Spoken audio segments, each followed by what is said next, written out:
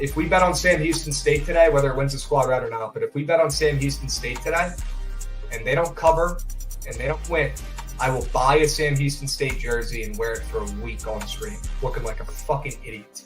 Yeah, he's a moose shit coach. He's a terrible coach. Get Ron Rivera out of here. I'm not even saying to hand the keys over to Bieniemy yet. All I'm saying is this is not our head coach. This is not a winner. This is not our guy. Listen up. All right, take a little mental screenshot of this one. Boop. Give me the Ravens laying 3. Come on, it's got to be Baltimore must play here. They're winning this game big. It's going to be an under game. They're going to be running the shit out of the ball, and they're going to win this game by 5+, maybe 10+. I mean, if you have to listen to Jameis Winston for advice on the sidelines during a game, that's probably when you got to hang him up and maybe go with a different game plan here, Javon, because if he's seeing something that Derek Carr and the coach aren't, that's an issue to me. That's just Jimmy Butler activities now. I just don't know if I can click a square and just say, you know what? I'm going to go to the grave with Jimmy Butler today when I see that cut. That profile. I'm watching them run. Damn. Brand new bag with Pro, but I didn't pay for it. I don't like spending that cash because I'm trying to savor it. What's going on, chat? Happy BTL Friday, the best BTL of the week, presented by SeatGeek, episode 358 piece. As always, hold the fry, joined by your two hosts, Krabs and Javon, on this beautiful Friday afternoon after a nice Thanksgiving. Javon, I had plenty of turkey last night, plenty of winners, couple losers. Got to see my Hokies get a win. Sometimes it's as simple as backing the turkeys on Turkey Day, Javon. So that was nice, and we'll talk about them and some of these other college basketball games later today. But hope you had a good Thanksgiving. Anything you want to share with the people? Anything you're extra thankful for today? I'm extra thankful for the Florida Gators. I'll tell you that much. We are. Tonsils on everything for the Gators until final notice or further notice. I guess we didn't have a recap session after Wednesday's game against Pitt. There you go. Yeah, shout out the Gators. Yeah, shout out the Gators for that game. They were pretty dominant, and you get their first test tonight. Shout out UCLA for the squad ride, miracle cover. That was the worst game ever. That whole tournament. Unbelievable. Cannot believe they covered. That was Easily, I mean, like bet aside from the game, obviously a lot of fouls in the game and not allowing it to be physical hurts UCLA, but just that entire tournament was horrendously officiated. In that game, there was a foul every 2 seconds, so that like actually hurt to watch. But yeah, the inbounds pass there at the end, so they didn't foul. So that was huge. You take those. Sure. Yep. UCLA, I'm very thankful for you for that squad ride cash on Wednesday. Love to see it. Chat. Hope you guys had a great holiday. But it's time to cut the shit. Okay, we've got plenty of business to attend to today. Plenty of games, plenty of action on the hardwood, plenty of action on the gridiron, Javon. We got NFL, we got college football, we got college basketball, the whole fucking 9 yards, you name it. We can bet on it today. I'm fucking stoked. We'll take this performance from Wednesday, Javon, an absolute sweet piece. Great work, W's, and we move onto today's slate and today's plays. We've got some games to talk about, honestly. I'm stoked to go over this NFL game, Javon, but I think first it's time to address a little bit what happened last night. It's at least worth talking about. My Manders, they're in shambles, Javon, as they should be. They're terrible. Worst defense in the NFL, right? They're up there. Jack Del Rio just got relieved of his duties. You know why? Because of this freaking guy right here. This dude is having an unbelievable fucking season. And chat, bear with me because I got to do the transitions and all that stuff and clips and play all that because Goots is out. So please stick with me. But gosh, Javon, Dak Prescott, he deserves his flowers, in my opinion.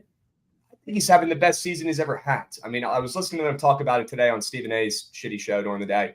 And they were saying, no, it was his rookie year, was the best season he had. I have never seen Dak Prescott play better football than how he has overall this season. And unfortunately, I've watched him play a lot of football games. I think Dak Prescott is absolutely fucking locked in. And I think this Cowboys team is tired of getting disrespected. We know what you get when you sign up for being a quarterback of the Cowboys. You're going to get scolded like no other when you lose, and you're going to be put on a pedestal when you carry the team and win. But guys, it's time to acknowledge it. Dak Prescott is the best QB in the NFC East right this second. I don't know how the fuck Jalen Hurts is still the MVP favorite, or after, the last couple games, he's the MVP favorite. I don't get it. How do you watch Dak Prescott play this season, Javon, and say he's not better than what Jalen Hurts has put out there on the field? I don't understand. He looks like the best QB in football right now.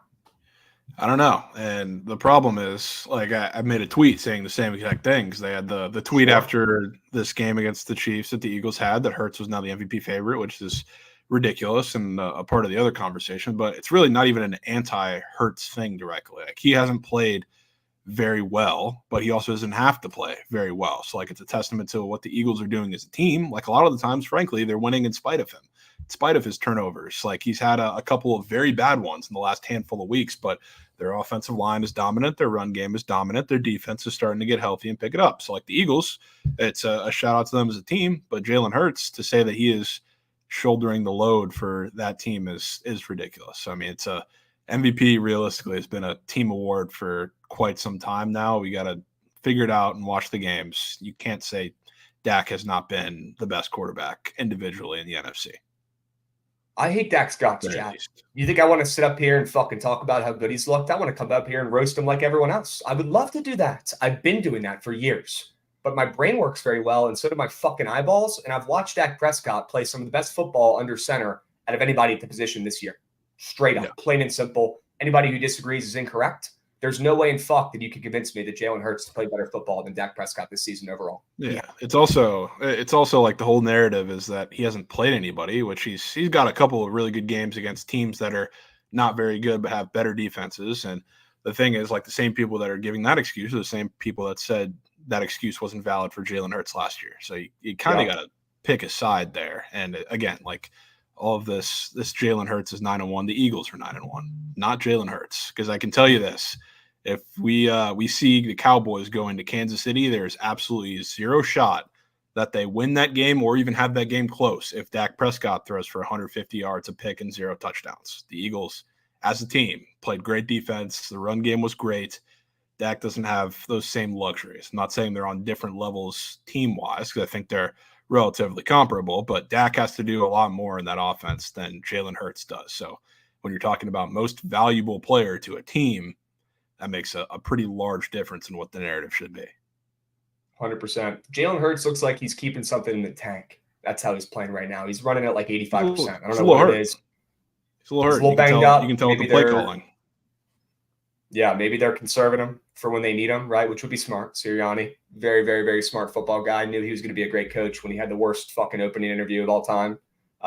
Football guy. He gets it. He's preserving his QB, who gets the shit kicked out of him, and is a runner, and he's probably already banged up with something in his knee this season. Just guys, watch him run, watch him play. Nobody's talking about it, but use your fucking eyeballs. Watch the guy run. He's slow.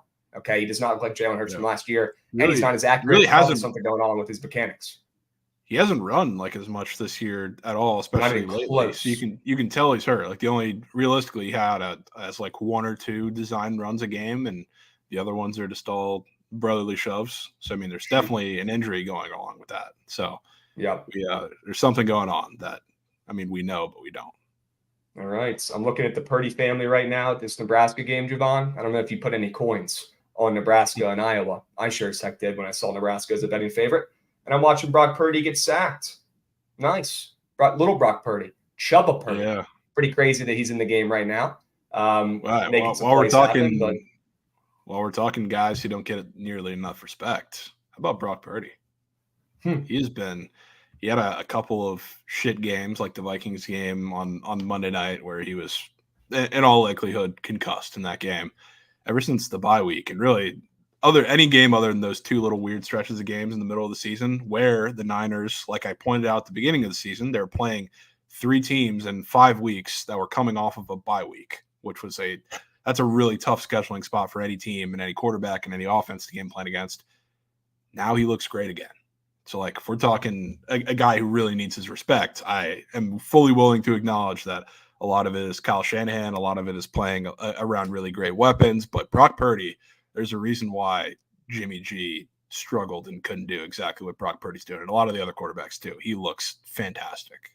Yeah, he looks great. Anybody who says differently is incorrect. Brock Purdy's got some magic about him. It's night and day from him and Jimmy G being in there. And yeah, take away those 2 or 3 bad games. He's been probably the MVP of the season, and he still might be, to be honest with you. So his little brother is playing like shit right now, and he needs to pick it up. But yes, Brock Purdy does deserve his flowers. I'm with you on that 1,000%.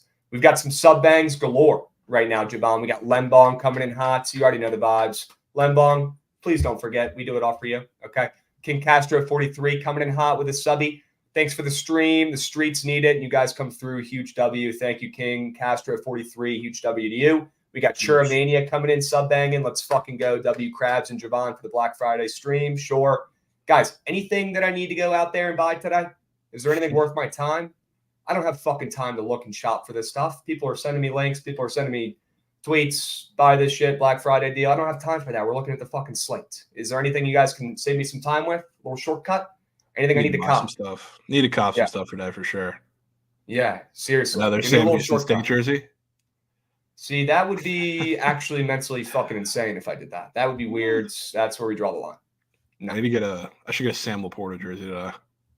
You should get a Sam Laporta jersey today. Should already have one. It's kind of a flop on my part. Yep. All right. Sam Houston State merch. Yeah, that makes sense to buy more of that. Good call, Judge guys. jersey. There you go. They probably have some Judge jerseys. Larry Bird, always cracking the jokes. Sure. Yeah, I'll get right on that Judge jersey, and I'll use it as toilet paper when I run out. All right. Let's keep moving. Let's keep grooving. Let me bitch about Jack Del Rio for a second here, folks. This guy's the worst. I want you guys to all look at him. Remember his face. Remember the sadness. He is an absolutely atrocious coach. He's not a good person. He makes excuses. He doesn't know what's going on under his own team. He doesn't know which players to play. He backs his linebackers, who are the worst linebackers in the league, and he played linebacker back in the day, and he can't even figure out how to make these guys better at the position he played back in the day in the NFL. Jack Del Rio, it's about fucking time you hang him up, buddy. We're not going to address some of the off-the-field comments you've had over the years, but those are special as well. Those might be even more special than your fucking shitty play calling on defense. It's impressive how bad of a coach you've been. It's impressive how you've gotten away with it and cashed this many paychecks for this long.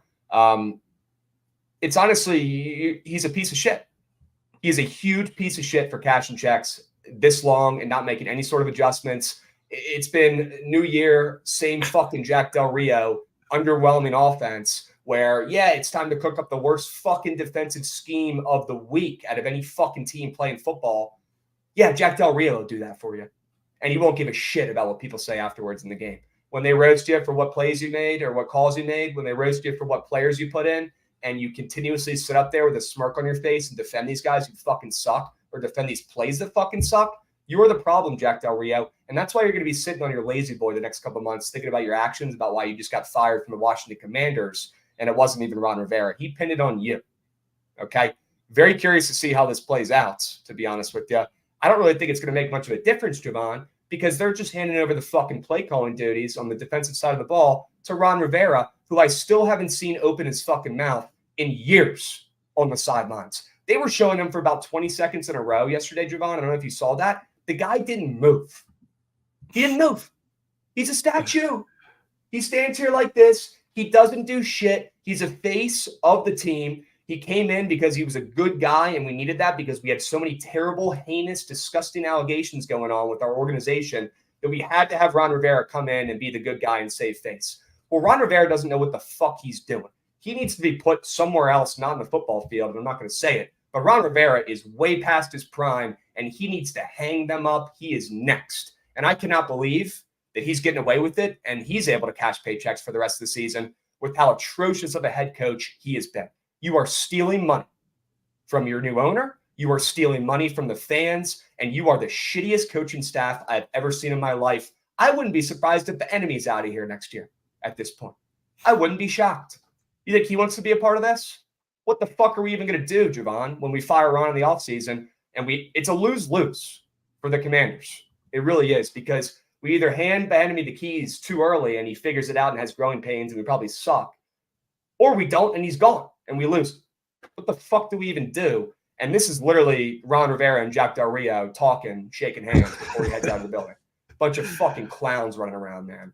I mean, literally this fucking heart attack in a cup could coach and make better fucking defensive schemes than Jack Del Rio, who sits there and does fucking nothing. What not at least like a little bit, like the slightest bit optimistic? Because I mean, Ron Rivera, not that he's a great coach, but defensive play calling is like that's OG Ron Rivera. Then why hasn't he been doing it in the fucking first place if he's so great at it? I'm not saying he's great. I just feel like it could be a decent improvement at the very least. And like maybe you're not staring down the barrel.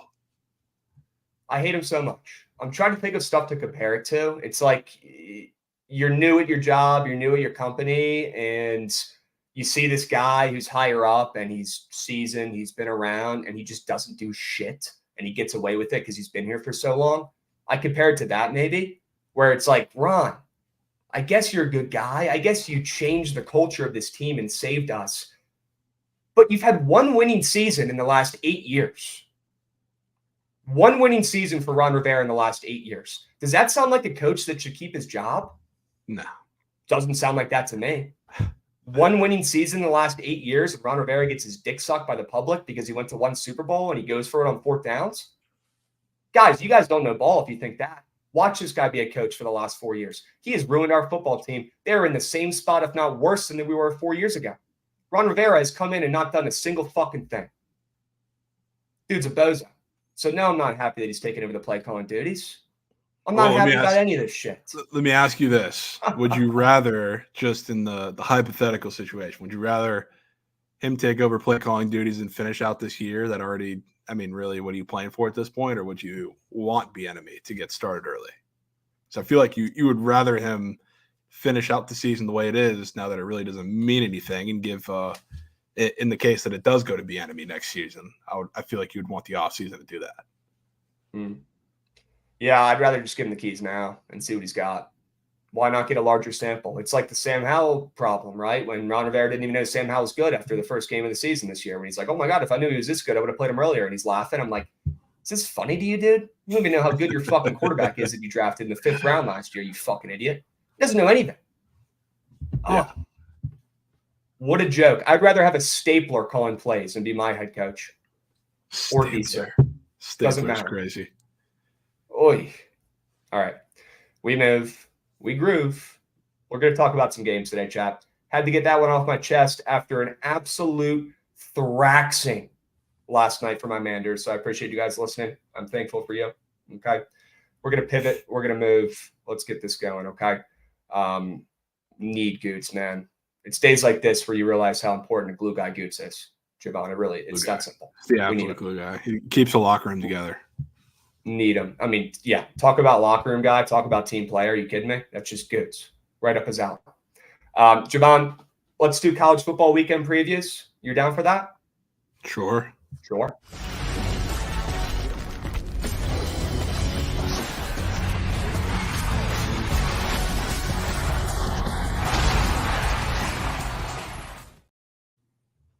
Sure. W's chats. Let me get these moving and let me get these grooving. Let's freaking go. We got him up. I bet SBR. We got him up. SBR. Yeah. Are we even going to talk about the Lions in the survivor pool? Because I really don't. Yeah. Lions recap. Thank you. SBR, that ruined my Thanksgiving, brother. Unreal. That ruined my Absolutely Thanksgiving. Unreal. Yeah, so I'm sitting there getting ready to head home, which is about an hour drive, Javon, for me. Sitting there watching the beginning of this game, and immediately, first play of the game, I know it's kicked. First play of the game, Christian Watson, 50-yard catch. I know that I'm not going to the Super Bowl for free. I know that I'm not winning the Survivor Bowl. It's that simple. And then I got to go over and talk to my family and be nice and smile after I lose free Super Bowl tickets. That was tough. And then I had to watch the Commanders get their fucking dicks chopped off by the Cowboys. So there was an interesting Thanksgiving. Had some good food. But, man, tough day yesterday. The Survivor pool is so caked. So caked. But it was a good run, chat. It really was. Let's pivot and talk about some games we like for the weekend in college football before we start talking about some today.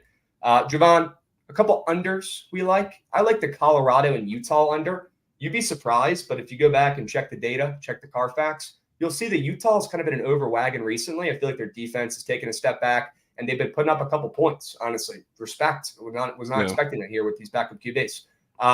They're going to absolutely obliterate this Colorado offensive line.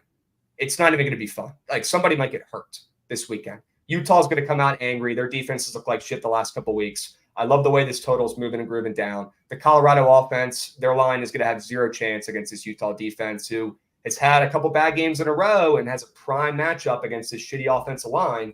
And I really don't think Utah's offense is going to score that much. I don't believe in them too much. They've been too good recently. I like that the spread's moving up for them to 20.5, but I love that the total has come down from that 52 opener down to 48.5, some places 48. Weird movement for a total in a game with Colorado in it. Very rarely do you see those totals creeping down. When you do, you got to take the bait. And I'm willing to bet that Utah is going to take this one personally, like every single Colorado opponent has this season. They're taking it personally. Okay, they want to beat the living fuck out of this team. Just watch the games. They do not let off the gas pedal at all. Look what Wazoo did to them last week, and Wazoo sucks. Utah might hold Colorado to less than 10 points in this game. It's going under.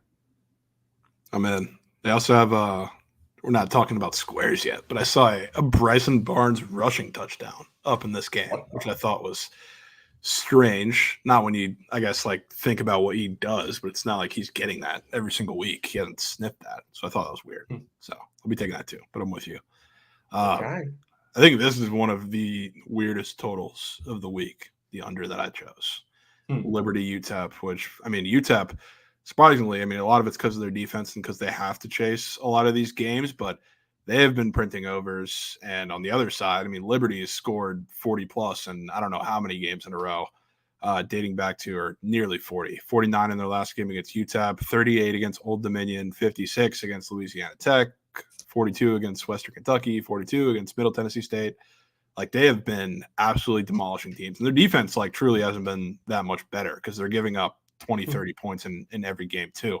So seeing this one where I believe it opened 59 and it's all the way down to 56.5, this screams sleepy spot last game of the season before Liberty has to go and win their conference championship and finish off their undefeated season. Now they're going on the road to UTEP, which the one thing that does make sense in this game is UTEP, whenever they play these bigger teams, they chew the shit out of the clock. Like, they went up and played Western Kentucky at home. They ran the ball 5 million times. That was 21-13 in that game, way closer than it should have been.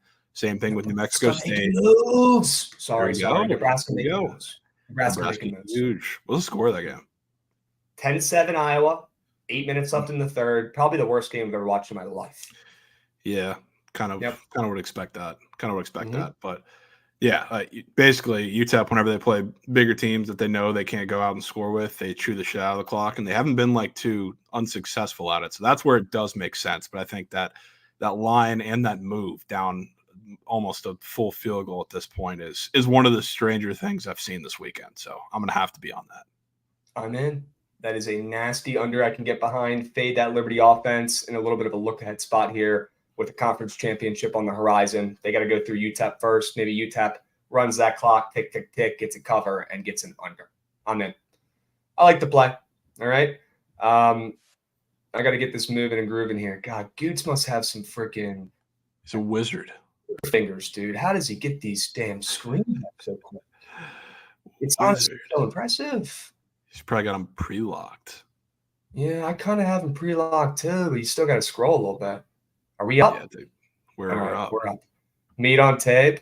That's not what's supposed to be up right now, but we're going to go to it. We're Got going all to the talk way up about to it. meat on tape. It's crazy. Don't know why meat on tape just popped up because I clicked on the Mikey Overs, but we're going to talk about the meat on tape college football plays for this weekend, Javon. Our favorite college football plays. Listen up, Chad. Take a little mental screenshot of these two puppies, and surprise, surprise, we got the Cal Bears back on there again. Actually, kind of surprising that I have Jackson State on here with how many coins they've lost me so far this season. But let's talk about this Jackson State team. As Nebraska drops a wide open almost touchdown. Nice. Let's talk about Jackson State and what's going on in this game and why I like it. Javon, New Mexico State has been on an absolute tear recently, but don't let Jacksonville State get hot, dude. This team is 8-3. This team is very well coached. New Mexico State and Pavia, I mean, they've covered and won 5 games in a row. They've been on a bender. They just beat Auburn 31-10 in a game that Auburn literally acted like they didn't want to show up. They didn't want to be there. I'm surprised they even played that game. They might as well have forfeited. That would have been less embarrassing for Auburn. Straight up. That was ridiculous. Disgusting effort from them. New Mexico State probably feeling pretty good, though, right? After they take down Auburn. They're on absolute fire if you look at what they've been doing recently. Beating, destroying everyone as dogs, as small favorites. They look fucking unbelievable, led by their veteran stud, dual threat QB, Pavia, who's good. But here's the thing, Javon. This is a massive look-ahead spot for them, too. And this Jacksonville State team, is in one of those weird JMU spots, too, chat, where they cannot make a bowl game, even if they wanted to, because of some stupid rules that old dudes sitting around a table agreed upon.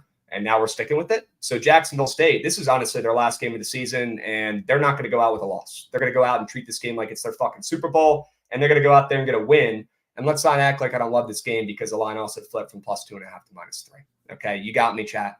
The line flipped. I'm fucking in. Give me Jacksonville State, a team I was fading early on in the season, losing coins. I'm kind of buying in and believing in what that coach is building in that program. New D1 team, new FBS team. Can't go to a bowl game. This is their bowl game. They win this game outright. Give me the ML. They win big.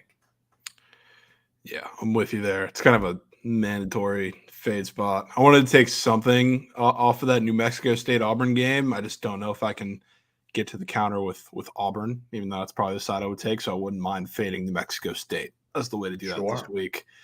But speaking of a bowl game, I have a pretty good feeling that somebody that's playing at UCLA this week is going to ask some serious questions to make a bowl game, which would be fantastic. No, Cal, but they're sitting. Yeah, I said Q's, like questions, not Q's. Jesus. Oh, okay. Not Syracuse. No. Yeah. I was confused. Like, hey, we surely don't have a Syracuse. UCLA not Syracuse, this brother. Weekend. No. But yeah. So they're sitting right at their win total right now on the flat 5, which kind of figured like they'd be figured that they would be at some point. I didn't think they would go to UCLA to do it, but talk about a really weird spot for UCLA. They're coming off of, a really big game, probably their biggest one of the season, destroying UCLA, and what, they had rumors before the game of Chip Kelly, not Brian Kelly, not Notre Dame, Chip Kelly. That was supposed to be his last game, assuming they got pounded in that game. They didn't. They came out and they dominated USC, and they looked really, really good. Their defense clamped everything that USC was trying to do, just like their defense has done to a majority of teams in the past handful of weeks and really all season. Now they're coming back home after that game. Not that they were on the road because it's the same stadium, but coming home after that game in a spot that really doesn't really mean much to them because they're 7 wins now. They know that Chip Kelly's on his way out. All the rumors are swirling, and now where they haven't really been an offense that scares me to take advantage of a Cal defense that's really injured and suffering.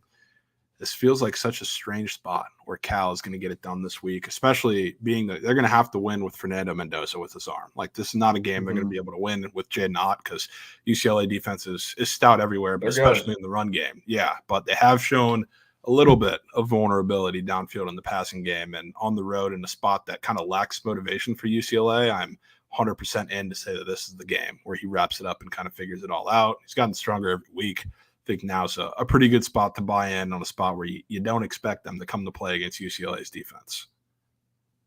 Okay. All right. That scares me a little bit because I don't hate that under in that game, to be honest with you. But I don't know if I'm going to be playing it. They're not going to go out and score 40 points. I'll tell you that much. It's going to be like if they're going to win this game outright, it's going to be like 24-20, something like that. It's not going to be incredibly high scoring. But again, UCLA's offense has been bad enough to the point in certain spots where I can certainly get down with Cal locking down kind of how they did in the beginning of the season. Okay, sure. Let's move. Let's groove. Let's see if I can finally get this Mikey over play up on the board here, folks. I think we should be able to. Sure. Mikey over segment. I like the Purdue and Indiana over, which is creeping up. It's actually now at 54 in most places, which is a good sign because I only logged this in about 45 minutes to an hour ago, and it's still moving up.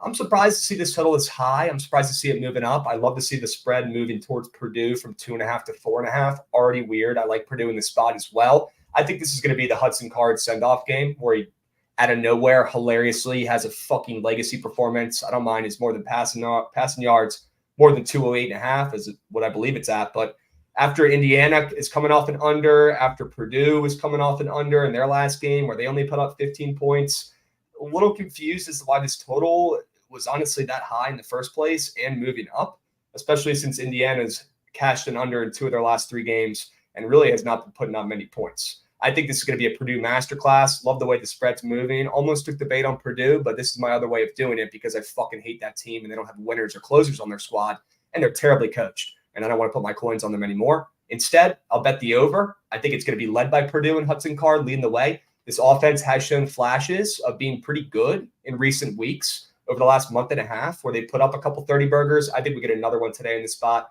High total for a reason. It's moving up. The splits are sharp. Give me points. Yeah, I'm in there. I went with Houston UCF's over, which was strange to me because I was looking at what just happened. What we do. I've never seen a team have more dick fingers in my entire life than both these squads. I'll just throw them both in. Nebraska should have had a pick 6 right there. I mean, turn around and put your fucking hands up and put your fingers like this. And then when the ball hits them, you fucking squeeze it and you catch the ball, dude. You played a D1 school in Nebraska and Iowa, and these guys cannot catch footballs. Jesus. They've had like 7 drops combined today, offensively and defensively from picks. What the fuck is going on? Unreal. What do these guys do in practice all week? They just tackle? They just tackle? They don't do any offense. They don't do any catching. That's what they do. They just line up and tackle both sides of the ball. They just practice blocking field goals because they're pretty good at that. They got 2 of those today. God damn it. That's a pick 6, bro. Put on for your team. Fucking step up. Dick Finger McGee. He ain't locked, man. He ain't locked. No, he's not locked. Tell me why you're locking in Houston UCF over stuff. So I've been looking at UCF totals in the past couple weeks because they've seemed oddly low to me the last couple weeks, especially like last week. They were hanging, I think, 58.5, 59.5 against Texas Tech. And what in everybody's eyes would have been a shootout game where I would have expected at least like a 64, like we saw like in TCU Oklahoma today type total in that game, the way those offenses and defenses are playing. But it was really low. So that was one that I was like debating for the under of the week, but I just let it fly by. And what do you know? It went under by a good bit. It was 24-23 Texas Tech win, the 3rd under in a row for UCF, despite how dynamic their offense has been during that process. So now we're seeing a higher total than that game was at 61.5, which climbed up from the line of 59.5. Same thing as we saw last week. And it does make sense. Houston's defense has been bad, not nearly as bad as a lot of people think, but they're vulnerable in the run game. Any team that has any sort of decent run game has absolutely thrashed them. And RJ Harvey has been fantastic. Whenever UCF can use that as their crutch, they've been ridiculously successful. We've seen that all season. So I don't think they're going to score any short of points, but Houston's offense too, I think, could have a really good day. UCF does struggle against pretty mobile quarterbacks, which Houston very clearly has. So I think they score points here on the road too. These defenses have been a little fraudulently respectable handful the past couple weeks, minus Houston's performance against Oklahoma State last week. But that total, I think, tells me everything I need to know relative to the last couple weeks of UCF totals, the way they've gone. Okay. Points. I'm in. Let's keep moving. Let's keep grooving. We got a couple more segments for college football here, Chad, and then we're going to talk about the NFL games starting up in 30, and then we'll go over the NFL weekend preview, and then we're going to hop into the rest of the games and plays for today. Busy schedule, lot to cover. All right, Chad, stay locked in, stay dialed, stay focused. Let's look at some blowouts for the college football weekend as soon as I fucking find it. Here it is. There it goes. See ya. Blowouts. I'm going with the Terps. This could be a little bit of a square play. I don't give a shit. They're winning this game by 10+. Rutgers looks disgustingly bad. I don't know how they were winning and playing so well early on the season, but they've completely come back down to earth, and they're starting to play like the Rutgers team we know and do not love because they're terrible. The last two games, I mean, they've been absolutely embarrassed, emasculated. 22-0 loss to Iowa, and then right after that, a 6-27 loss to Penn State. The season's over for Rutgers, who've already clinched a bowl game, in my opinion. The Terps, on the other hand, have shown in recent weeks that even after a terrible month where they lost 4 games in a row out of nowhere after a 5-0 start for the Terps, the last 2 weeks, they get a win against Nebraska. That's a tough game against a really good defense on the road. That was an impressive win. I feel like a similar outcome in game style as if we're going to see, in this game I'm talking about right here, Maryland-Rutgers, where they're going to run the fuck out of the ball and Maryland will have success and they'll keep them, under 10 points or so in this spot. And then Maryland almost beat Michigan last week too. This team has not given up yet. They are still playing hard. They want to get a better bowl game. And Coach Loxley, whatever he's telling these kids, it's working because Talia and co are back and they're starting to play good football again. They really hung in there against Michigan last week. And I typically wouldn't buy a spot with a team like that, but I want to fade this Rutgers program over and over and over again while I still can. They were so overrated early on in the season. They stink right now, and the Terps still have something to play for, at least from what I've seen the last couple of weeks. They win this game big, like the splits on the Terps. They're a little public, but they're sharp. Like the move from -1 to -2. Maryland wins this game big on the red. Yeah, kind of with you there. I think that game's going to be I'm kind of down to buy the Terps right now too. I think they're playing close out the season pretty high confidence-wise, especially after we saw last week. So I don't think it's as square as you think, though. So I think you're fine. All right. We got an AL 100 sub bang real quick, Javon. BTL Friday means it's a great day. You're goddamn right. It does AL 100s. Huge. Goddamn right. And we did have some Ron Muck's Clam subbies earlier, by the way. Cannot forget about those. Okay. Death taxes, Ron Muck and Clam. You already know the vibes. Yep. Javon, tell us why you're on the Bulldogs this weekend, brother. Yes, I mean, it's very obviously a Lars mismatch here, and I think if the Georgia train is going to stop, it's going to have to be in the SEC championship, which, spoiler, I don't really think it does, but that's the spot everybody's looking at. Fine, but Georgia Tech, they've been playing pretty well recently. They won 3 of 4, upset North Carolina in the process, which they did it by outscoring them, which was the craziest part a few weeks ago. So they're playing really good football right now. They just got bowl eligible, so I believe they're sitting at 6-5 after beating Syracuse last week.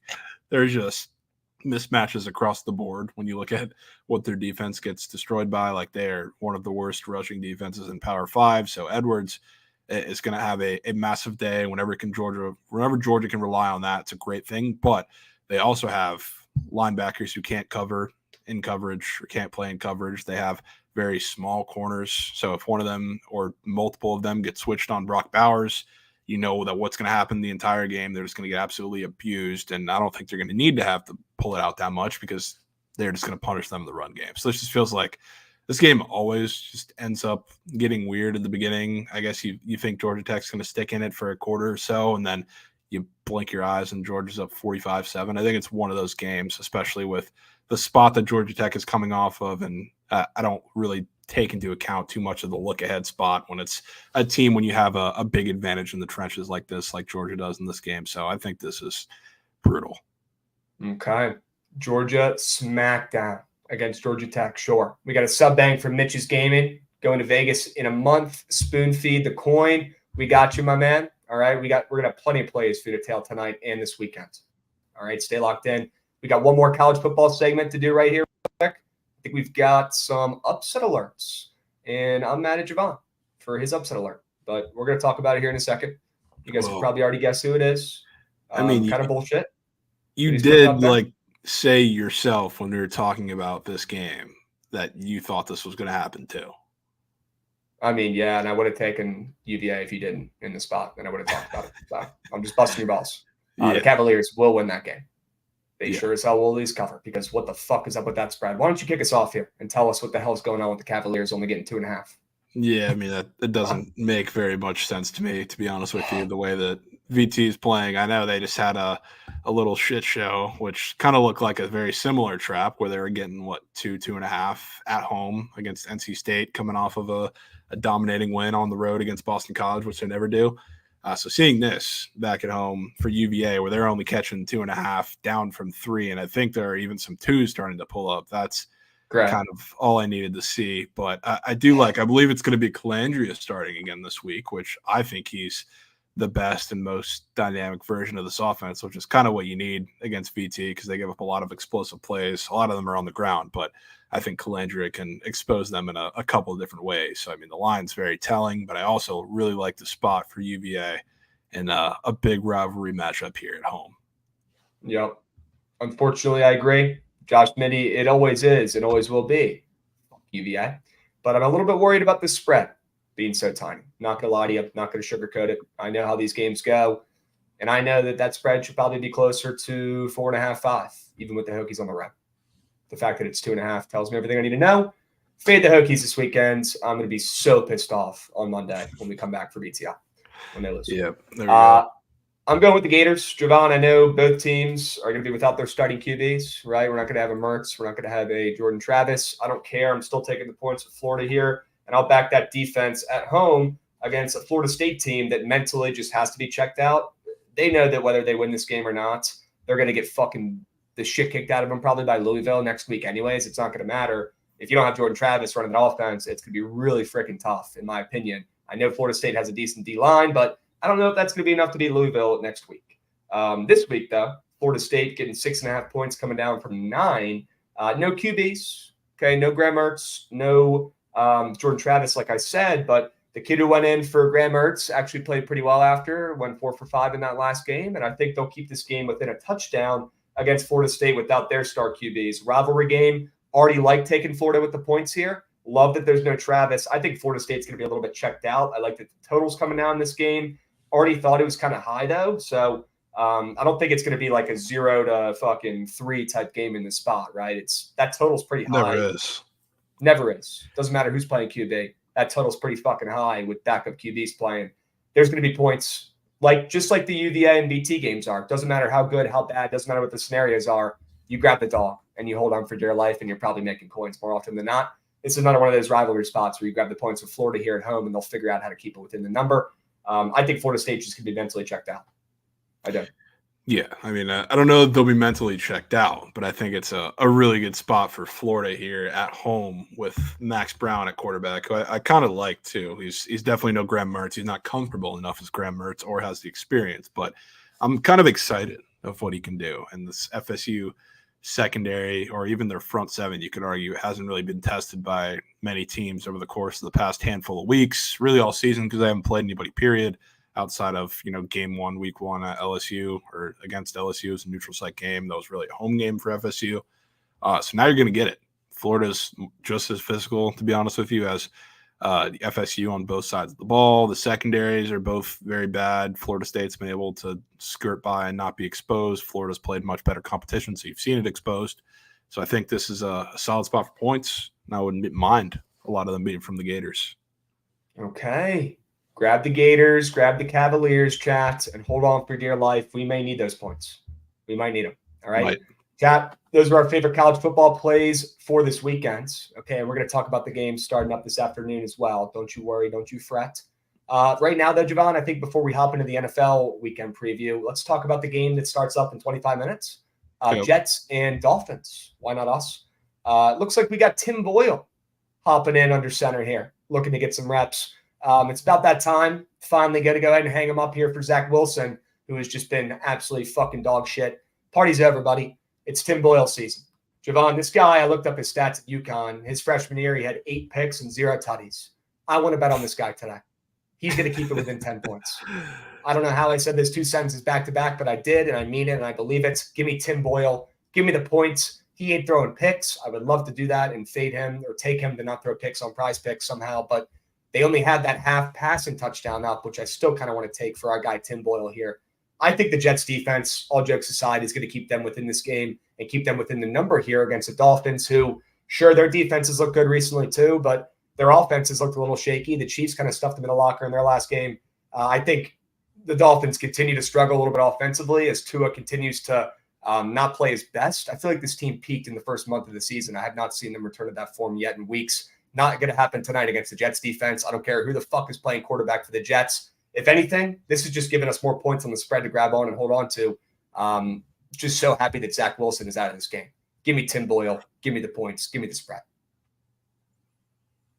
Yeah, I don't really know what I want to do in this game because it feels like there's a heavy tab on a lot of Jets bettors today, which I don't love, but I also don't want to fade coming off of back-to-back blowouts by the favorites to close out Thanksgiving yesterday. So kind of indifferent. Everybody likes the under too. So somebody's going to be in piss, one of those bettors in all likelihood. But I would love to stick to the Prize Picks board for this game. Yeah. Which I could. I don't know if you I want me can to pull it up share real it. quick. Right, you can pull it up. Yeah, but the one square that I posted something about it that it gives me very much Luke Schoonmaker vibes is the Dalvin Cook 2.5 receiving yard square. That's up today. Which, yeah, I saw that. That's weird as shit. Yeah, and people commented and gave some context to it that I love kind of buying into too, because it's one of those where, I mean, first of all, in these primetime games, especially a lot of them yesterday, a lot of the squares that looked like they had no business being up there were hitting when it came to, I mean, Malik Heath for the Packers was up there with 1 career catch for 7 yards, and they put him up for 8.5 receiving yards. He was literally prime Megatron. There were a bunch up there. Schoonmaker was up there again. He had a catch, or multiple of them, I think. So I'm not against going back to it, but it does make sense in the fact that a lot of people commented and said Tim Boyle loves checking down to his receivers or to his running backs as receivers, and you also have the absence of Michael Carter now in that offense. So it's a little different of a scheme for Dalvin Cook. So I'm perfectly fine buying into this 2.5 receiving yard line as a square for this game. I'm in. I love the angle. I love the reads. I love Tim Boyle. He covers. He's going to hit Cook with some checkdowns today, just like any backup QB going in to get comfortable. Check down central to the RBs. All right, hit your guy in nasty spots, maybe some screens. Let's keep it simple for Mr. Boyle today, folks. All right, keep it simple. A lot of checkdowns, a lot of quick passes, a lot of slants. Keep it simple for the guy. All right, we got 3rd and 7 for Nebraska. Come on, shitty Brock Purdy's little bro. What do you say? Let's make a play. They're at midfield, Javon. 3rd and 7. Please, Brock Purdy's brother. Run, run, run. Use your legs. Oh, my God, he fumbled. Oh, my God, he was running and had a first down, and he fumbled the fucking ball again. What the fuck are we doing? He's running. Nobody touched him, and the ball just shoots out of his hands. It's unreal. There's no way. That would be unreal. I mean, they recovered it, but he had a first down, dude, and now it's 4th down. He was literally running. Nobody near him. That is piss. Nobody near him. The ball just slips out of his hands. What are we doing? That is so tough. Well, while you're now wallowing, what are they going to do? Oh, they're going. While you're wallowing in piss, let me direct you to another weird square on the Jets. Please. Let's go to receiving yards and just scroll and tell me which one you think you just have no idea why it's on the board. Which again, it's one of those where like the difference in the Jets personnel, it makes sense because he's going to have to be active. But this reminds me of Malik Heath yesterday being up for receiving yards. Keep going. There, up. Talking about this guy? Yeah. Who the fuck is this guy? You want to guess how many career catches he has in the I'm NFL? going to take a guess and say 0 and use context clues and my unbelievable people skills and reading people skills. Yep. Yeah, 0. I mean, I would assume he was the guy put in for the semi-healthy scratch of Alan Lazard. So yes, rookie undefeated free agent. He's from Hard Knocks. This guy has not been able to sniff the field so far for the Jets this season. He hasn't been activated. Now he's activated. So the fact that he's up with Tim Boyle at quarterback, I think, is all that telling. Okay. Yeah, I'm down to take that. That's fucking weird that that's up. It's really that simple. That makes no sense. I'm in. Jason Brownlee getting his first career catch today. Sure. Okay. Yeah. Story complete. Okay. Full circle. Yeah, great pump by Nebraska there, folks. We'll take it. Great pump by Nebraska there. Okay. God, this game sucks, man. Any pick squares you want to take today? Tua. Less than a pick? Yeah, I'm good. You're good on that? Okay. Do I even have to say anything, or I mean, he's you need to say anything to me? Like, don't fucking take it again. I can't tell you not to take it today because he is boosted on every single book. Oh, is he a booster? A boost, except for like I think the main blue book one is Waddle and Wilson, maybe. I know it's Waddle, but he's the not the Dolphins equivalent for that one. But he's boosted a lot of places, and he's the taco. So can't give an argument against it. So what you're saying is we can fade Tyreek Hill today. I'm not going to tell you now. Today. Okay. Well, that's a first, folks, because Javon usually wakes up in the mornings on NFL Sundays or NFL game days, and that's the first thing he tells me. So he goes, "Don't fucking take that square, man." Well, because usually that's what you tell me.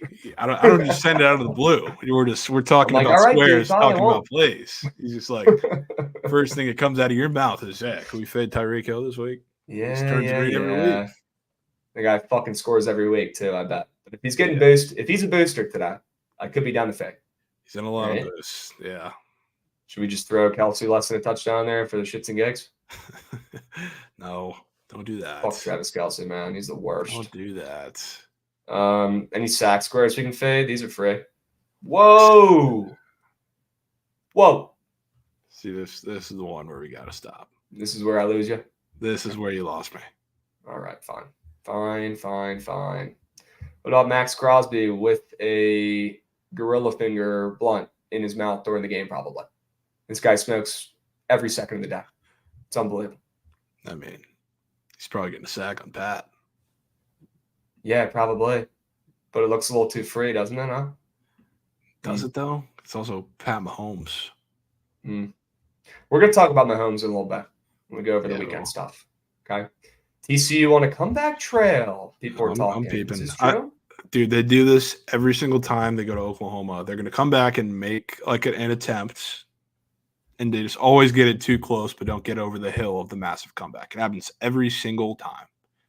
So I am not getting my hopes up, but I would love to see them come back because they need some Hoover reps. You're telling me that you look at this square right here, Giovanni, you don't want to take the last time? Crabs, man. I mean, I don't want to take it. But at the same point, this is also a battle line in front of Tim Boyle, who just might take. It's not like he's going to do everything to evade us. Mekhi Becton just got ruled out today, too. They're down another lineman. This line fucking sucks. And they have Tim Boyle at QB. Why is this square up there? You could build a Vegas casino itself with how free this square looks like if you just take the more than, doesn't it? That's not how the world works, folks. They had Nick Bosa up against the practice squad right tackle last week too, which I gladly took, and that was air. It's like some of these, I don't know. All right. Well, we've got 3 squares that we like at least. Dalvin Cook more than 2.5 receiving yards. Jason Brownlee more than 9.5 receiving yards. Tyreek Hill less than a tutty. Yeah. Anything else you love?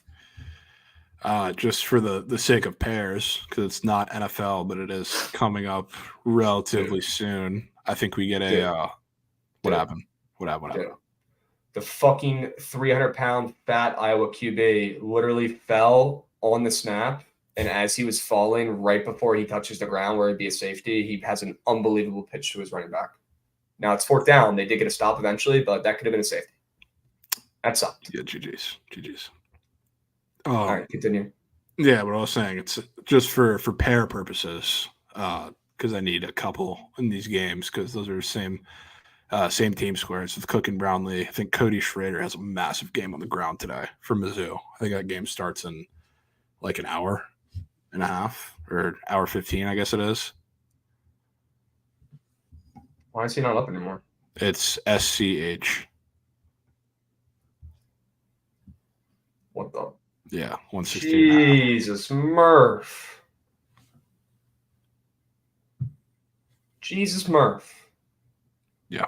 116 piece. Hold the fry, huh? Yeah. He'll be sitting there with 150. You don't like this kid's matchup either, Taj Brooks. You don't like him this week? It's kind of tough because he's. I don't know that they're going to be in a heavy run script in a not great matchup against Texas either. So I'm pretty indifferent on him. Okay. Are you just taking the rush yards and keeping it simple here? Yeah. Okay. What's up, Padawatt? How we doing, Beast? Oh. Hope you're doing well in chat. Okay. All right. Awesome. We just got a breaking message from Trent, who I guess is paying attention. He sent the Jalen Phillips square and said, "I bet my left nut this dude gets a sack."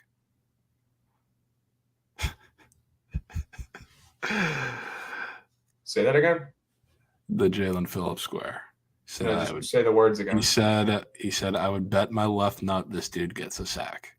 All right, so Chad, we've got a 4-piece. Craps it up for the NFL slate today. Nothing crazy, but we do have the 4 geyser. 2 more thans, 2 less thans. Just how we love it, Javon. Just how we draw it up. Yeah, I don't endorse that one. I don't endorse that one. Well, then you don't endorse me. I endorse Cook and Brownlee. That's about it. Well, I endorse this 4-piece. How about that? Bro was stealing my left nut line, but giving out a cake bet. I bet. Yeah, hon, that was a lot to take into, man. I don't know. Delaware up 11-0, second half. It's every game this happens. You've got to be fucking kidding me. You've got to be kidding me. What game is that? It's my sneak Brown bet that I took, plus Brown? 2.5. Oh, yeah, against Delaware. Jeez. And they were fucking winning at half. And now Delaware's on an 11-0 run to start the second half. They're 6 minutes in, and Brown hasn't fucking scored. GG's. And now they're down 10. Hate to see that. What the fuck? That would be the piss.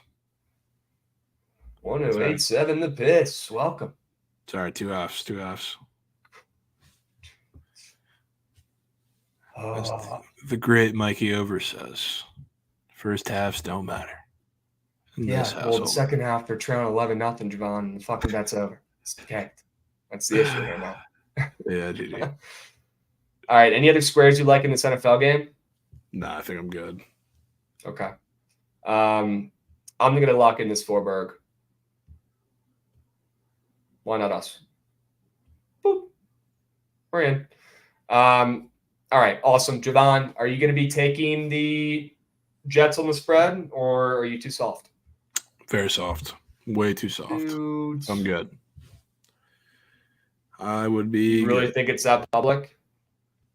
It's not like public. Like, if you look at the splits, they're going to tell you the Dolphins are getting every single bet in the world. But if you go on Twitter for 2 seconds, there's way too many people betting on Tim Boyle for my liking. So I will gladly sit out, especially when we have many other games going on at the same time. Is it weird to you that spread has come down to 9.5 though everywhere? It is a little bit. Just a tad. Yeah. Okay. As long as you know. As long as you can address it and see it. That's all I care about. You don't have to bet it. Yeah. I would not blame you for staying off of Tim Boyles. Okay. That's a normal human activity to do, is not bet Tim Boyle. I'm proud of you. I'm good. But I cannot resist. I'm going to take the plus 9.5. I'm going to hold on for dear life. It is what it is. All right. You want to go over the NFL weekend preview? Do you want to go over games starting up soon and any other sports? Where do you want to head now? Where are we dropping, boys? Jesus Christ, bro. Dylan Gabriel just ran for like a 60-yard run. Oh, he got hawked. Dudes. I don't know. Do you have any games that are starting up at 3 Eastern that you want to talk about? Because if not, we could just go into the NFL preview. Oh, look, Brown scored. Let's go, chat. They're on the board in the second half. Come on, Brown. They're only getting outscored 11-2 now in the first fucking 7 minutes of the half. What the fuck were you doing at halftime, Brown? Were you taking pop brownies? The fuck are we doing? Unreal. I guess UNC it's as easy as UNCML as well today. Like, are the squares just counting their guap, just getting rich as fuck? I don't understand it. It really is that simple, I guess, is taking bets like UNC today.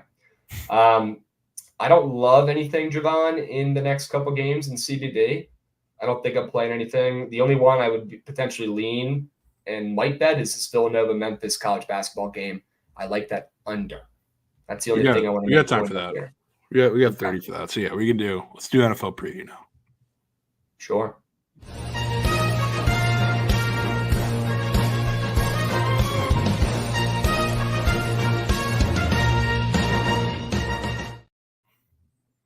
W's. Could not get it up in time. I don't know how Gates does it. It's honestly very impressive. We're going to talk about some snooze fest in the NFL, folks. Here it is. Bang. Love to see it. W's. How about 2 unders we like today? I had to get cute. I didn't like many unders, Javon, so I had to kind of cheat here and take a team total. So you tell me if that's allowed or not. But either way, it's a winner. I did it. I did it the other week. Right, didn't work for me, but hope it works for you. Yeah, it won't work for me either, but I'm going to go ahead and let the people know about it. Raiders team total.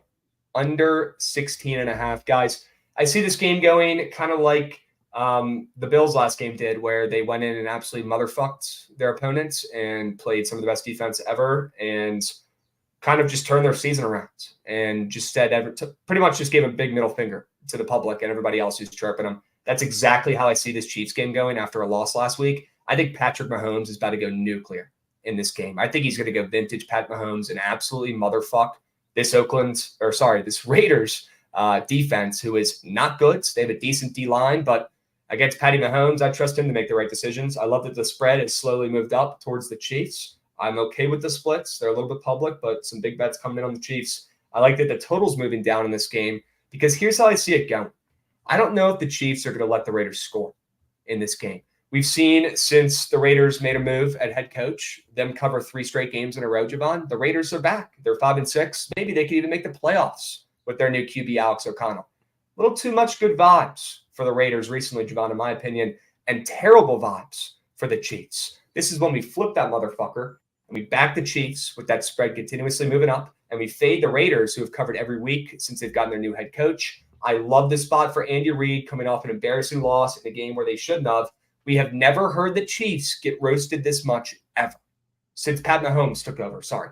Definitely a couple years ago before Mahomes was there when they sucked. But since Mahomes has taken over, I have not heard as much shit talk on him, on the Chiefs, on Andy Reid, on this offense that is the worst second-half offense in football. They've shoved that stat down your guys' throats, right? I'm sure you've heard that one where they literally can't score in the second half.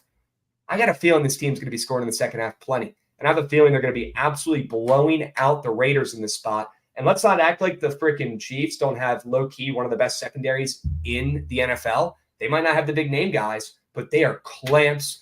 Top 5 in passing yards given up per game. The Chiefs are in that secondary. They're fucking good, and they've still got Jones on the D-line and some good pieces there too. So this defense is going to shut up O'Connell. You're not going to hear any more Raiders hype. Flip that motherfucker, fade the team that everybody loves in the Raiders, and back the Chiefs to get back on track in a huge fashion blowout. They keep the Raiders in single-digit points in this game. I'm with that. I think it's going to be an absolute fisting, which I have a square in there too. So I'm with you. Yeah, it's going to be ugly.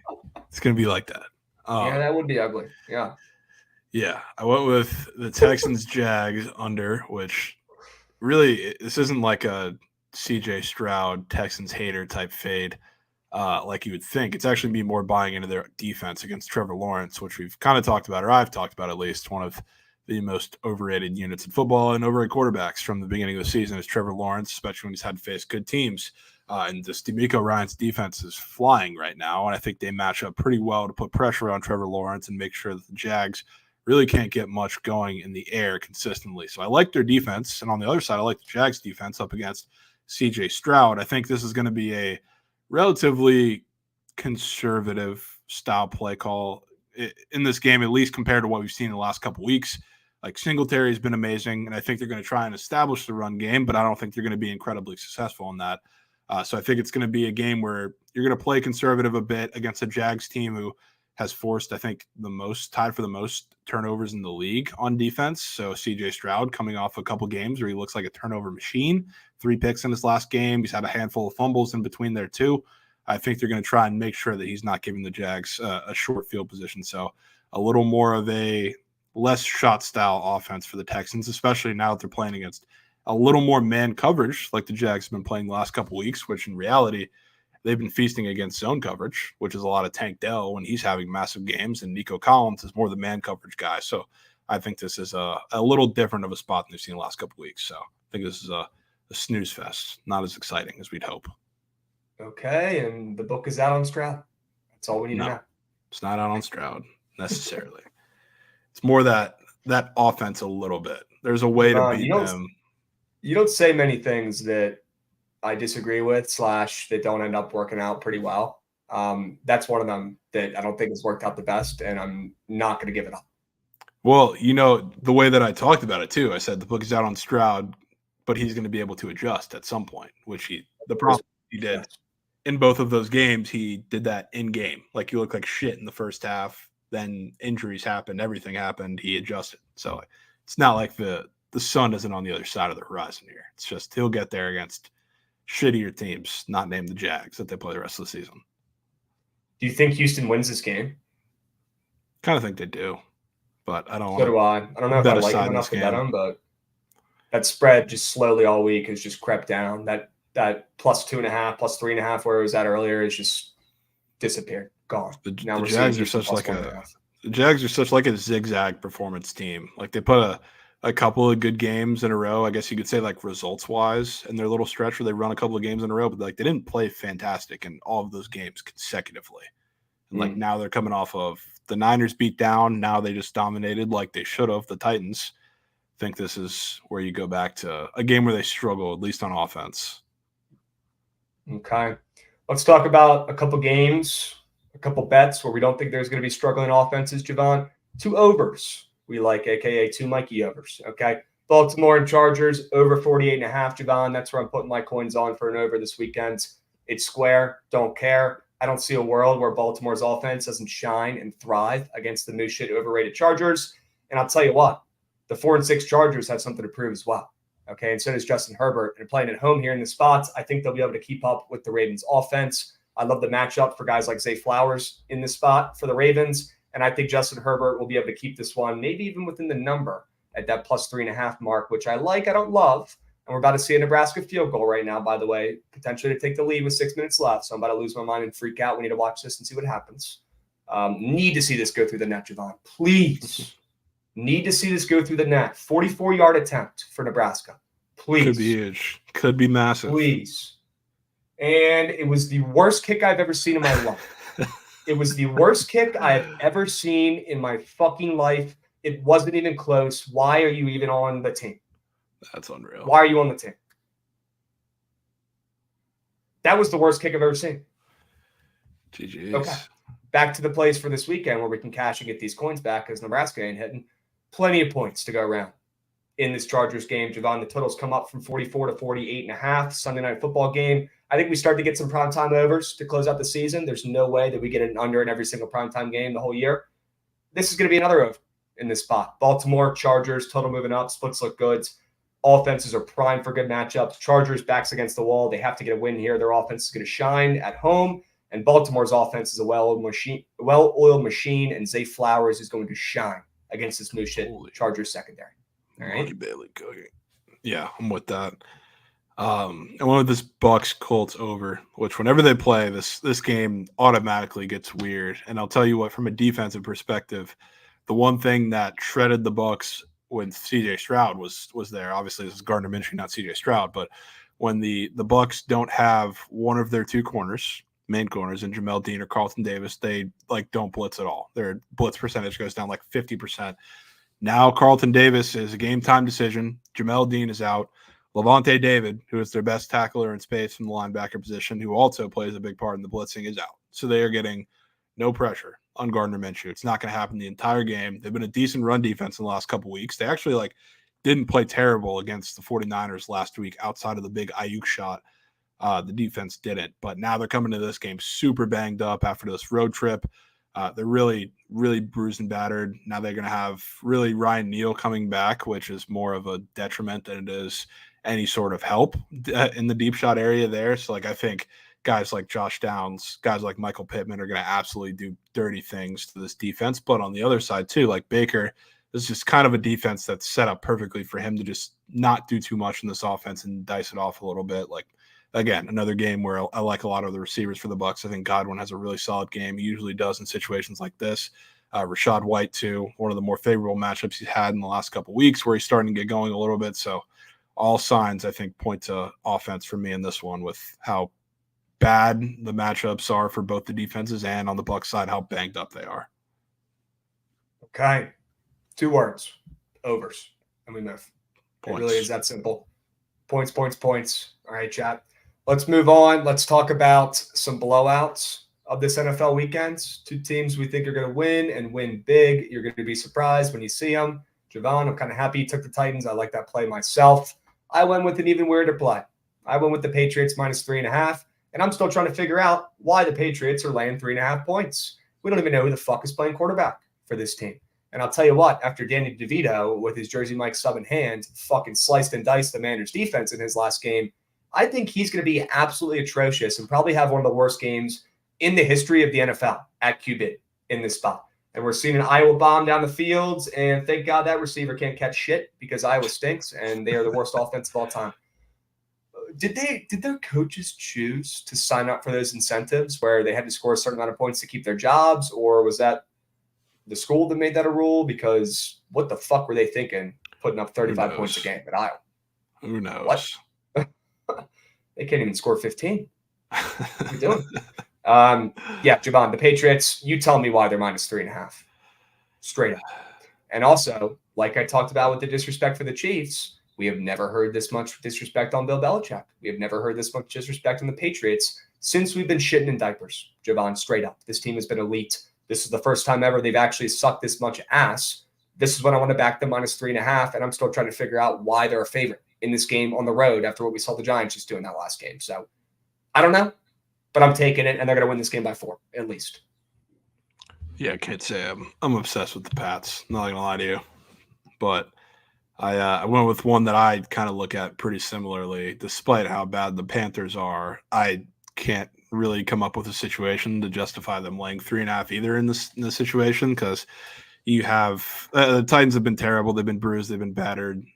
There's a lot of things going on within that team and that organization personnel-wise, but they have been damn near just as awful as the Panthers in the last handful of weeks. And a lot of that is just they can't get the right personnel groupings together, and they're just a bad football team right now. And Will Levis, against teams who are going to send a lot of pressure on him, he hasn't been very good, and he's been faced with a handful of those against behind a really bad offensive line, which this week they're making some shakeups, and I'm kind of buying into it. I think the run game is going to be a little bit better than it has been the last couple of weeks. Derrick Henry against the Jags was a very popular prop. I was very, very close to buying in a little bit on a big Derrick Henry day. I didn't, and he got shut down, burned the whole world. Now against the Panthers front, I think he's going to have a little bit of success, because this seems to be the situation where Derrick Henry flips the scripts when nobody expects it against a really good front seven. I'll give them that. They're not good at very many things, but the defense is respectable in some circumstances. So they're going to have to run the ball with the way that secondary is going to play a lot of the Texans wide receivers or Titans wide receivers. So I like Will Levis in this spot to have a bounce back day along with the rest of this offense. But I think this secondary for the Titans, which really it's like terrible Bryce Young against a terrible Titans secondary. So it's literally weakness versus weakness. Somebody's got to win. And I'm taking the Titans secondary to do a little bit of that. Okay, sure. 2 nasty favorites that we're laying the points with this weekend. Ooh. That should go well. Yeah. We'll see how that plays out. It should work out just fine. All right, let's move. Let's talk about some upsets, Javon. I'm going to pull these up real quick as soon as my laptop stops freaking the hell out. Let's talk about some upsets you like in the NFL this week. Let's talk about the Bills. Let's talk about the Falcons, Javon. The Bills, a team who we have been lucky enough to go up and see this team in person and eat some delicious wings. The Bills are turning around. The Bills just put a shellacking on one of the best defenses in the NFL, putting up a 32 burg after Josh Allen said enough is enough. That's a team I want my coins on. If you are fading Josh Allen at this point, after what you saw happen in that last game, you are crazy. You are a crazy person because Josh Allen and the Bills are back. All the hate, all the disrespect, all the chirps, I think, finally got to him. And Josh Allen said, fuck you guys. I am the best quarterback in the NFL. And I'm going to show that the rest of the season. And I'm going to go out there and take it for my team. I mean, he looked great. The defense looked great. That's the part that I like the most because we know they still have some injuries and we know they've been banged up the entire season, especially on the defensive side of the ball. But that defense was clamps. And I know they were going against Zach Wilson, whatever. It makes it much easier, your life. But I don't care. That was still extremely impressive as Nebraska is going to force another punt here, which is huge. Javon, it's the Bills. I'm going to take them every game the rest of the fucking year. I'm not scared about them going into Philly. I think they hand Philly their first loss here at home of the season, bring them to 9-2, and Buffalo keeps on rolling. Love that they're only getting 3 points. Love that they opened up plus 2.5 even more. And I love that the public is slamming the Eagles and still has Jalen Hurts' dick halfway down their throats. We'll see how that plays out for them this weekend, Javon, when Josh Allen goes in there and steals his lunch money. Yeah, I won't add anything to that just yet, but I'm with you. You see, looks like Brownlee got the first catch of the game for the Jets. No way. I don't know if it 5 yards. I don't know if it counted though, because they got a penalty or somebody got a penalty on that game. But whatever it is, that's a good enough sign for me for the rest of the game. I'm watching the Nebraska game. I got to watch this thing through before I put on the football game. Please keep me updated in the NFL game chat. Please, please, please. And let me know if Brownlee had a catch already to count it. All right. Yeah, Javon, tell me about the Falcons and why you like them this weekend. Yeah, I like them a lot this weekend because now you're getting the return to Desmond Ridder, which they really should have never gone from. And I am sticking to what I said before the switch happened. Taylor Heineke was worse for that offense. He was worse, and the numbers would say just about exactly that. You see, all the metrics point to him being worse for a lot of the personnel that they put out there with him. And now you got a whole bye week to prepare with Desmond Ridder coming back into this offense. And you got a Saints defense that has been ridiculously overrated from the start of the season. And now I think people are starting to see they're really not that good. And who better to take advantage of that defense or give insight into that defense than the exact D coordinator that has been calling the shots there for years? Because guess where he's at? He's in Atlanta right now, and he's doing better things there than a lot of people kind of expected on the defensive side of the ball. So now you're going to see a very prepared game plan from the Falcons. Nobody really wants to touch them, period, but especially with Desmond Ridder coming back. Yes, they're at home. If this was like a handful of weeks ago, you would have said shocking that the Falcons are underdogs at home. But now with the way things have kind of lined up with them sputtering the last couple games or last couple weeks, add the bye weekend to a couple of teams they really had no business losing to and situations they had no business losing to. This is the time when you buy back in, and I assume you're getting Derek Carr this week because he, I believe, cleared concussion protocol, but Derek Carr versus Jameis Winston is really not much of a difference for me. To be honest with you, like I would like Jameis Winston as a Saints better in most circumstances, but against the Falcons, who specifically try and bait you into a lot of picks and they play kind of very risky coverage, Jameis Winston would be a disaster for the Saints going into this game. So even with Derek Carr, I am perfectly fine taking the chance here. And I think the Saints get upset here by the Falcons. All right. I agree. I like the way that spread's been moving as well. Chad, take a screenshot of this puppy. 2 upsets, 2 dogs who are going to be barking this weekend. All right. Bills and Falcons. Awesome. Let's keep moving and let's keep grooving, most importantly. We're going to talk about some prize pick squares here, folks. And Javon, I'm liking your prize pick squares that you picked. I actually had these written down and changed them. Both the ones that you put down at some point, which is a great fucking sign. That means we have a 4-piece gob here, chat, is what that means. I'll get it kicked off here. I already talked about Patrick Mahomes, and I think how he's going to go fucking nuclear this weekend and have a legacy Patrick Mahomes performance. I've already seen it against the Raiders. I love that spread is continuously moved up to 8.5. They don't deserve to be an 8.5-point favorite against anybody right now. That's a great sign. I think Mahomes leads the way, and if you look at his prize picks chart of recent games, this looks like a little high from how he's been performing. Has not been at his best. I think against this moose shit Raiders secondary that plays prevent D, he will be able to slice and dice them. It might not be with the deep ball, but it's going to be through the air the entire game. And yeah, I think your guy Pacheco will score just by looking at his chart, but I think they're going to be driving down the field using the Mahomes arm.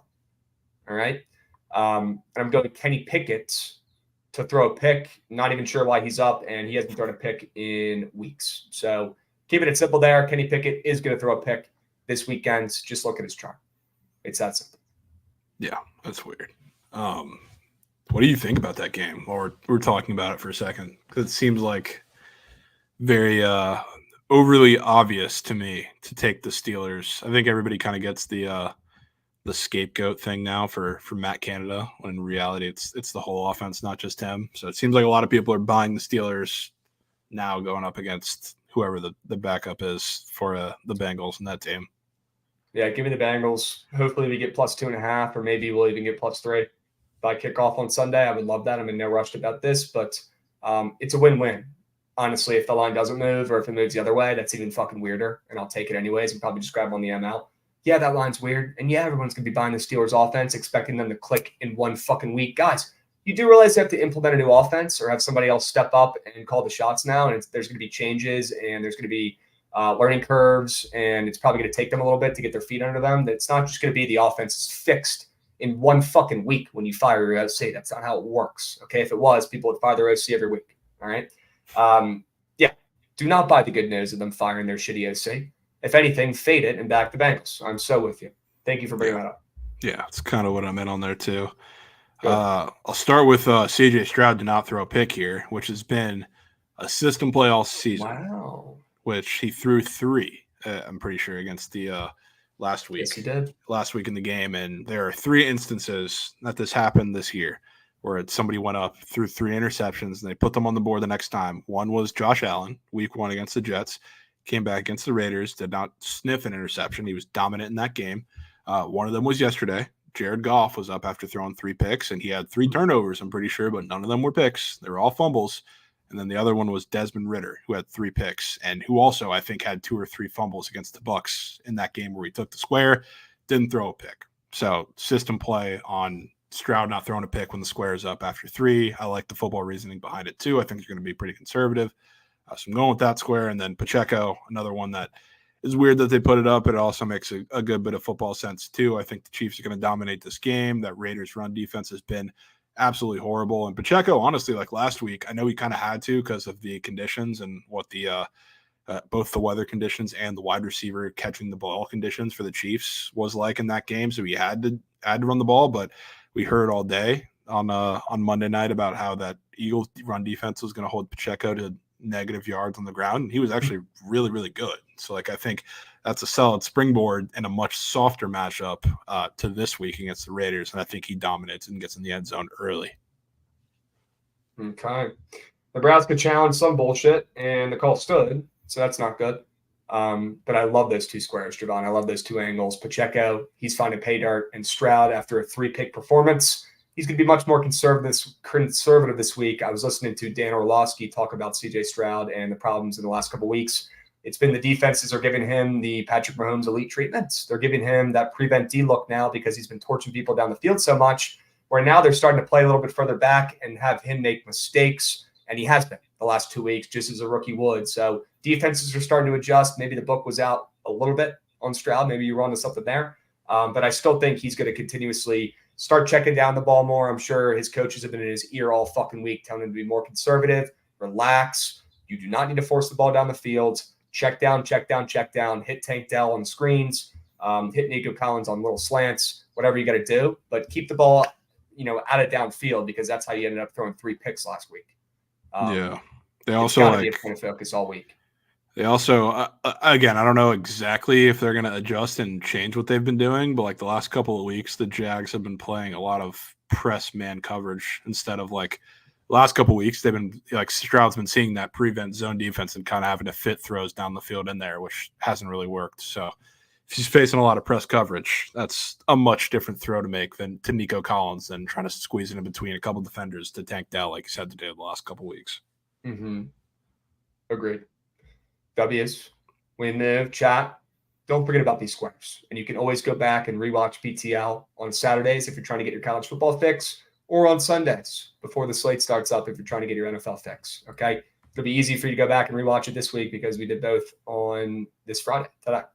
Javon, a couple more here. We got meat on tape plays for NFL, and then chat. We're going to start talking about some games for today in all the sports. So get ready. Drop your favorite play today in any sport in chat. I want to see what you guys are writing today. I want to see how sharp you guys are feeling while I pull up this meat on tape graphic here. Dubs. Happy to see that you're on the fucking Bills, Javon. Let's go. I know I already went over it, but you want to add on a little bit why you like Buffalo?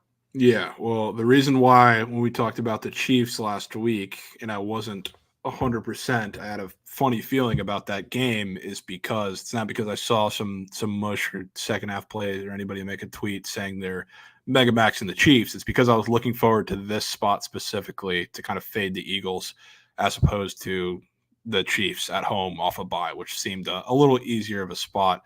But again, this is not very anti-Eagles necessarily. Like, yes, Jalen Hurts hasn't played well. Yes, they find ways to win games, which for a team is pretty impressive that they're doing it in spite of Hurts in some situations. But I really like what the Bills kind of did last week. And yes, it was against the Jets, decent defense. But I like the kind of pivot they made, which I think is going to be very useful, utilizing the short game a little more against an Eagles defense. It's going to put a little bit of pressure on Josh Allen, and I would assume you're not going to see as smooth of a run game as they had against the Jets either with James Cook. So this is a situation where I'm buying on the Jets or buying on the Bills being a little better, and I think the offensive scheme kind of works more in their favor here. And this is a spot where they kind of announced that I'm back, especially with the massive matchup next week looming with the Eagles and 49ers. I think this is a spot where they slip up, and we'll see what happens the week after. But yeah, been looking forward to this one for a couple weeks now, even before the final. Chat, this Nebraska team, this Nebraska game, it might take all the energy out of my body. I don't even know what to say. This game is the worst game I've ever had to watch with my own eyeballs. It is atrocious. It's just a punt off. It's the worst game in maybe college football history with the amount of drops and punts. Comedy. Good way to describe the drum in chat. Comedy. Hilarious. Damn. While we're talking about this game too, I did read up that Joe Brady was a massive candidate for the Sirianni job before he got it taken there, which was it was interesting. So he was talking a little bit about how he just studied up on the team and the schemes and the organization that he loves so much. So that could be an interesting angle for him to have a little mini revenge spot after getting snubbed for the head coaching job there. So little extra angle for the Bills to be playing for some this weekend. Hey, they're people too. These coaches, these players, they're people too. They're petty, right? They remember shit. They keep receipts. I don't blame them. I do too. All right. Chat. Chiefs -8.5. They absolutely steamroll. I kind of already sold this earlier when I was talking about the Raiders. Team total under goes hand in hand, but I don't see a world where Patrick Mahomes does not lead this Chiefs team to victory by 10 plus points in this spot. The Raiders have been a covering machine since their coach got fired and their interim coach took over. They've covered 3 weeks in a row. That ends this week against the Chiefs, who are coming off an embarrassing loss. Give me the Chiefs. Give me the spread. Patrick Mahomes, legacy performance. They win this game by 10 to 15 plus. All right. Hill is hurt. Oh, my God. That sucks. Hill bomb, but hurts. Oy, oy, oy. Jeez. Oh, I forgot to start it too. Yeah, if you want to get in on the best bet on the ice, that game just started. It's still 0-0, by the way. Oilers ML against the Caps. You want to sell it real quick? Sell me this pen. Yeah, well, fading the Caps has been something that's so not fun to do because they've won, I think, 3 in a row prior to the little break, including beating the Sabres in games they shouldn't have won. Basically, like they play well against teams that don't put the puck on the net a lot, which is pretty much every team they've played for the past month, you could argue, is the similar case there. The Oilers, they need chaos. They need any type of offense sustained as possible. So I think it's a tough one. Where are they at on the field? Where are they at on the field? Pick. What's the flag? Oh, GG. What's the flag? Uh-oh. Oh, they're on their own. What is that? This could be huge. This could be massive. What do we have on the call? God fucking damn it, dude. I bet there is a hold, you fucking rat who has Iowa ML and has been calling the sketchiest shit all day, you fucking cheater scum. Stripes has Iowa ML, I can tell. I can see it. I can fucking see it, dude. I bet that wasn't a legal block in the back. You didn't see shit, ref. The fuck are you talking about, a legal block in the back? Piss.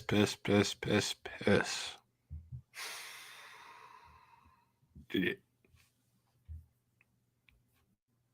That is a moose shit call. That is one you just hate to see. Moose shit call, moose shit throw. 1st and 10, 30 seconds left. They have one timeout, and now they have to go all the way down the field instead of getting the ball on the opposing 30. Yeah, that would be piss. Big Brock Purdy steps back to pass, and he scrambles out and runs and somehow gets 4 yards. That was actually impressive. Good. All right, Lamar. Let's keep moving. Let's keep grooving. Javon, I started screaming when you were giving your Edmonton Oilers sell job. Did I cut you off too early? Is there anything else you wanted to address here? Minus No, 145 ML? Yeah, it's just about what it was pregame. So, okay. Yeah. All right. Thought it was a little hefty of a price, too, I thought. Okay. Yeah, I mean, I do not hate – I know I'm not as capped into the ice as you've been, but I think the Caps are a team you want to be fading in the next couple of weeks. They've overperformed a little bit recently. I don't really think they're like that. So, and their goalie's been playing out of his fucking mind, too. So that's a team you probably want to be fading right now. I'm with you. We want to start talking about some college basketball games. What do you want to do? Where do you want to pivot next? Sure. Where we drop? Yeah, college basketball. Let's do it. Cool. And remember, I can't pull up Virginia schools for some reason because they hate fun. So if we miss any, cough, the Hokies game, which we're going to have to address, please let me know, and we'll go over those separately, okay? Yeah, we can. Let's just keep moving and grooving, though, and scrolling, guys. These games suck. I can't stand Pitt. I cannot believe that they were minus 10 to anybody. We should have taken Oregon State. But now that I said that, Pitt will probably find a way to cover and win. So I just think that Pitt team is so fraudulent. I mean, watching them play, Blake Hinson hitting half-court three, sure, then he goes up and misses all 3 free throws in a row after. Like, that team just stinks. They're not winners. That Pitt team I do not love. I think they got lucky as heck last year, just being completely honest. USC, Oklahoma, Javon, do you like anything in this game? Any opinions? I'm not going to take it, but I kind of want to square up with USC. I guess that would be considered the square spot in here. I don't really know, because Oklahoma is definitely not the better team, but they are undefeated to this point. They haven't really played anybody. Yeah. But I don't want to say they're similar to Florida, but like the way that I look. Oh my God, Iowa pick. No. Oh, GG. No. That might be the dagger. That could be. Oh my God, the fucking receiver was wide open, Javon. He was wide open, and Purdy threw a fucking pick. And I'm sitting here wearing this stupid ass jersey, dude. Still. Unreal. Dude, he was wide open. Oh my God. Where they at on the field? Oh, Iowa had a nice little return, and there was no fucking flags. Sure. I think he's on the Nebraska 40-ish with 15 seconds left and a couple timeouts. This shit's about to get weird. GG. Oh my God, you just broke another fucking.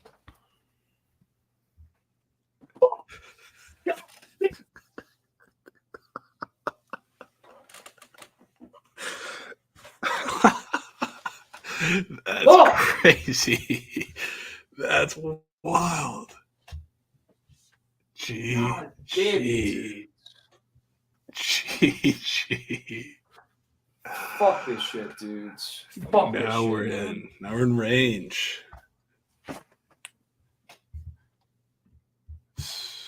We're in this stupid ass fucking jersey, man. If you want any good news, it looks like Tyreek Hill just dropped a touchdown. Yeah, that is good news, but you know what?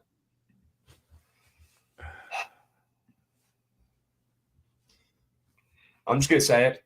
This Nebraska coach fucking sucks, and he's a fraud. Fraud. I feel like, that's a pretty fair take. Fraud. This team fucking blows.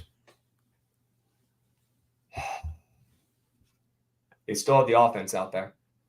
They're going to Yeah. run one more play. Probably just let them score. And they'll get 1 second left to run one play. They'll probably just throw it away. Oh, my God. He took a fucking sack. Or he took a knee, and called a timeout like 7 yards behind the fucking line of scrimmage. He went back really far. That's a choice. Yeah, Matt Rule is a Maybe fucking shitty coach, Chat. You guys hear what he said in the fucking halftime presser? He gave a Ron Rivera answer. He didn't know shit about how to make adjustments in this game. He goes, oh, yeah, the wind's blowing our way this half. That should help. Nice. Good call, man. How about you talk about your shitty team and how they can only score 10 points? Here comes the field goal, folks. 2nd and 15. This kicker has a dead-looking kick, 38 yards, right down the middle. Let's see when this goes in. I'll let you guys know. Don't worry. Here it comes. And he drills it right down the middle. And Iowa wins. Sure. And Iowa walks it off at Nebraska, and every stupid bettor and square on earth just cashed on Iowa who bet them for no reason, doesn't deserve it. So that's good. Unbelievable turn of events. Unbelievable turn of events. Wild finish that game. And it's still under somehow. Unbelievable turn of events. Fuck that, dudes. That's crazy. Fuck that, dudes. Under was indeed air. Okay, fat girls.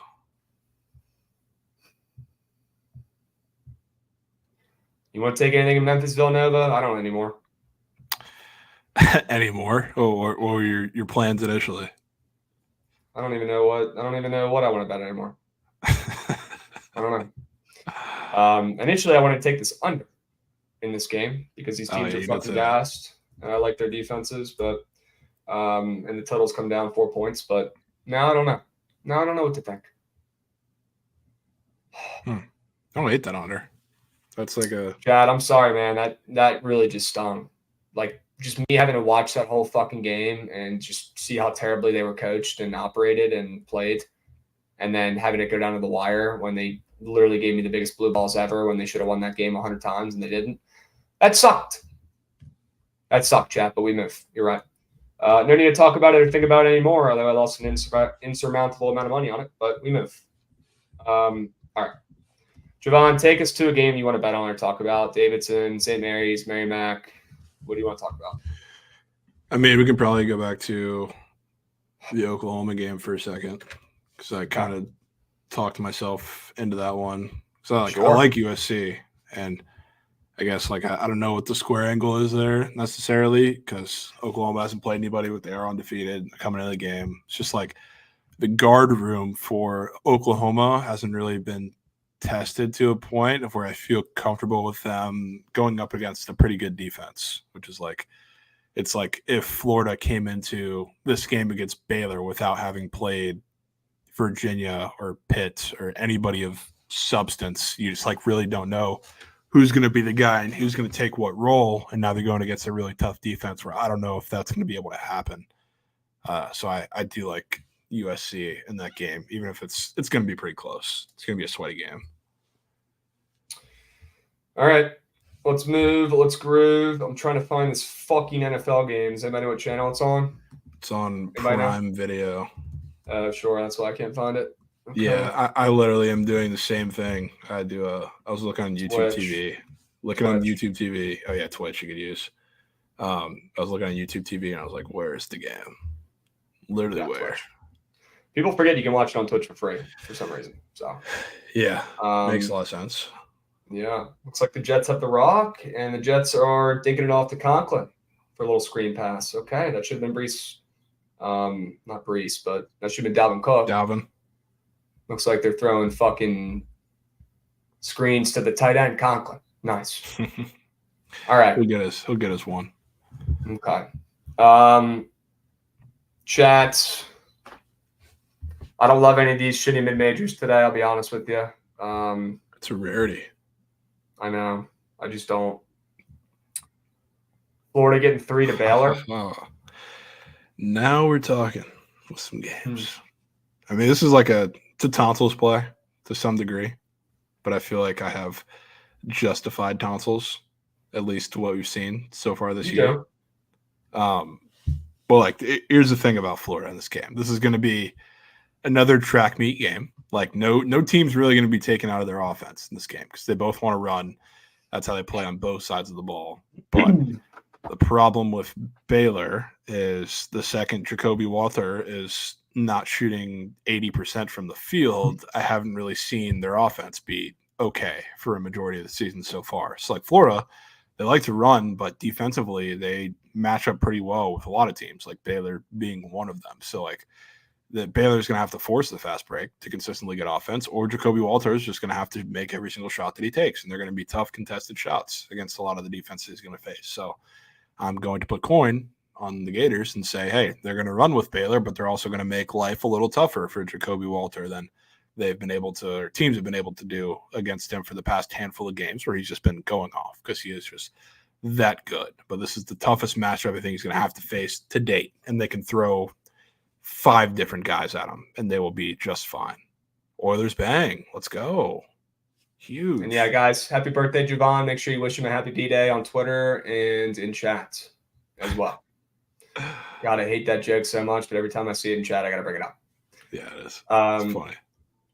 Yeah, I don't know why this guy's bitching in chat because he can't make his own bets, but that's okay. He probably can't think on his own. He probably still has his mommy make him sandwiches for lunch at work. He probably still lives at home in his mom's basement. That's okay. Colton can't make decisions for his own. Colton takes other people's bets and then gets mad at them when they lose. That's how Colton's mind operates. And that's why Colton's never really going to go far, chat. Because Colton is not a leader. Colton is a follower. Probably works for State Farm. He might. He might. All right, folks. Let's keep moving. Let's keep grooving. Any Bethune-Cookman bets out there, folks? Anybody taking the boys down there in Florida? Bethune-Cookman, man. That's we need to find a spot for him and just take him and just ride for the vibes one of these times, one of these games. I don't know a lick about their football program now. They can't be good. Their basketball program. Basketball program. They cannot be good. Yeah. They're, what, 3-1 so far this season? Let them cook. Win over Charleston Southern. They had a loss by 20 on the road against Minnesota. Sure. Won the second half. Maybe they're tourney bound. Maybe they're just that good.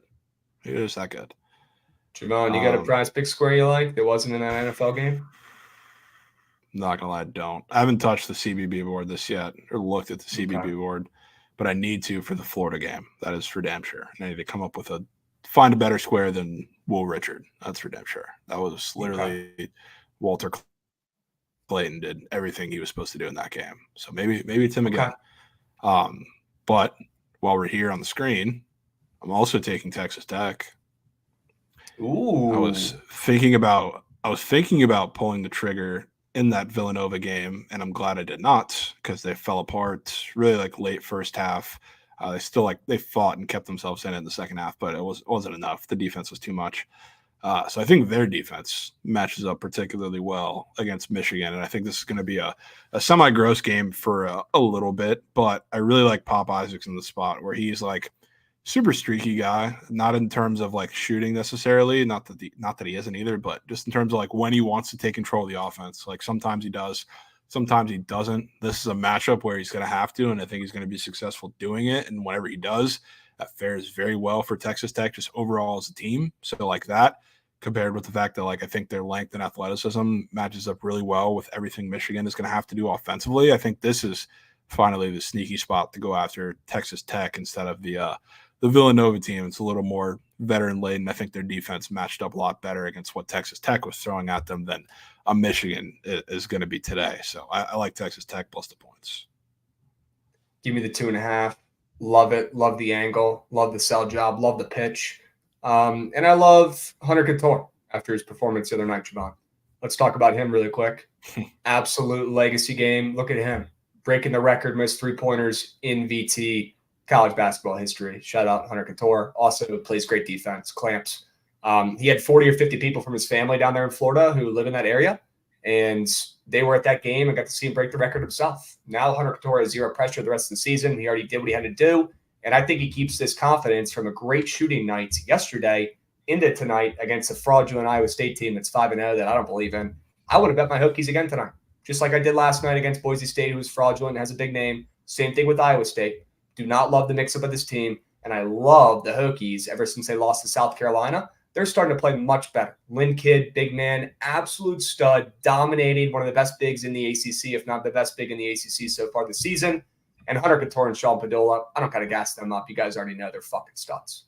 And we got an Oilers bang 2-0. Let's fucking go, Javon.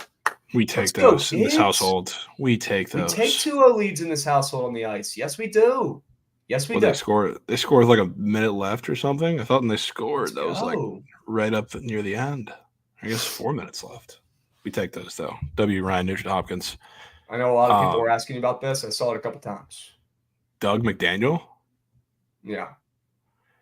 I mean, me personally, I am not taking an offensive square in that game on either side. That's just what I would love to take. I don't even know if he's up. What about David Skogman? I mean, yeah, I can't tell you I have an opinion on that one. But I trust Matt. And Matt's been spoon feeding a couple of just gross unders, and they just don't even look like they're showing up to the court. So well, that sounds like music to my fucking ears. I punch it in, and I don't ask questions. I don't have questions. So, yeah, well, I'm always down to fade a Davidson guy. You know that. I mean, of course you are. Of course you are. Kidding me? But all right. Yeah, I don't know if I want to take anything on Texas Tech, Michigan, or in Texas Tech, Michigan offensively, because I think it's going to be a slugfest of a game. Unless you're taking Bob Isaacs. That's the only one you could talk me into. Only one you could talk me into. Or I could talk myself into it. 2 words. Bob. Absolute stud. Scorer. Respecter of coins. We've got command wins coming in hot with a subby. It was never Del Rio and will never be Rivera. Yeah, I don't know how Ron Rivera has not been thrown in jail for theft. How little he's done to this organization in the last 4 years. Somebody tell me one thing that Ron Rivera has done well in the last 4 years in his tenure here in DC. He hasn't done one thing. I'm still waiting. And I will tell you, I will tip my cap and I will agree with you if somebody in chat gives me a real thing that they can say that makes sense. And we got a good goal that they were taking a look at. Love to see that, Javon. No sketchiness there. 2-0 lead, sure. Krabs, let me ask you real quick, because I'm taking a peep at this right now. Hunter Couture, who we were just slurping. Do you know, for on the off chance, what his line was or has been the past couple of days? No, I don't. To be honest, I know they're playing Iowa State. So I mean, really good defense. You get a little tax there, but he's at 11.5. That's not good. That's not good. He's definitely been higher than that. T is saying 9.5. What? Is it 9.5?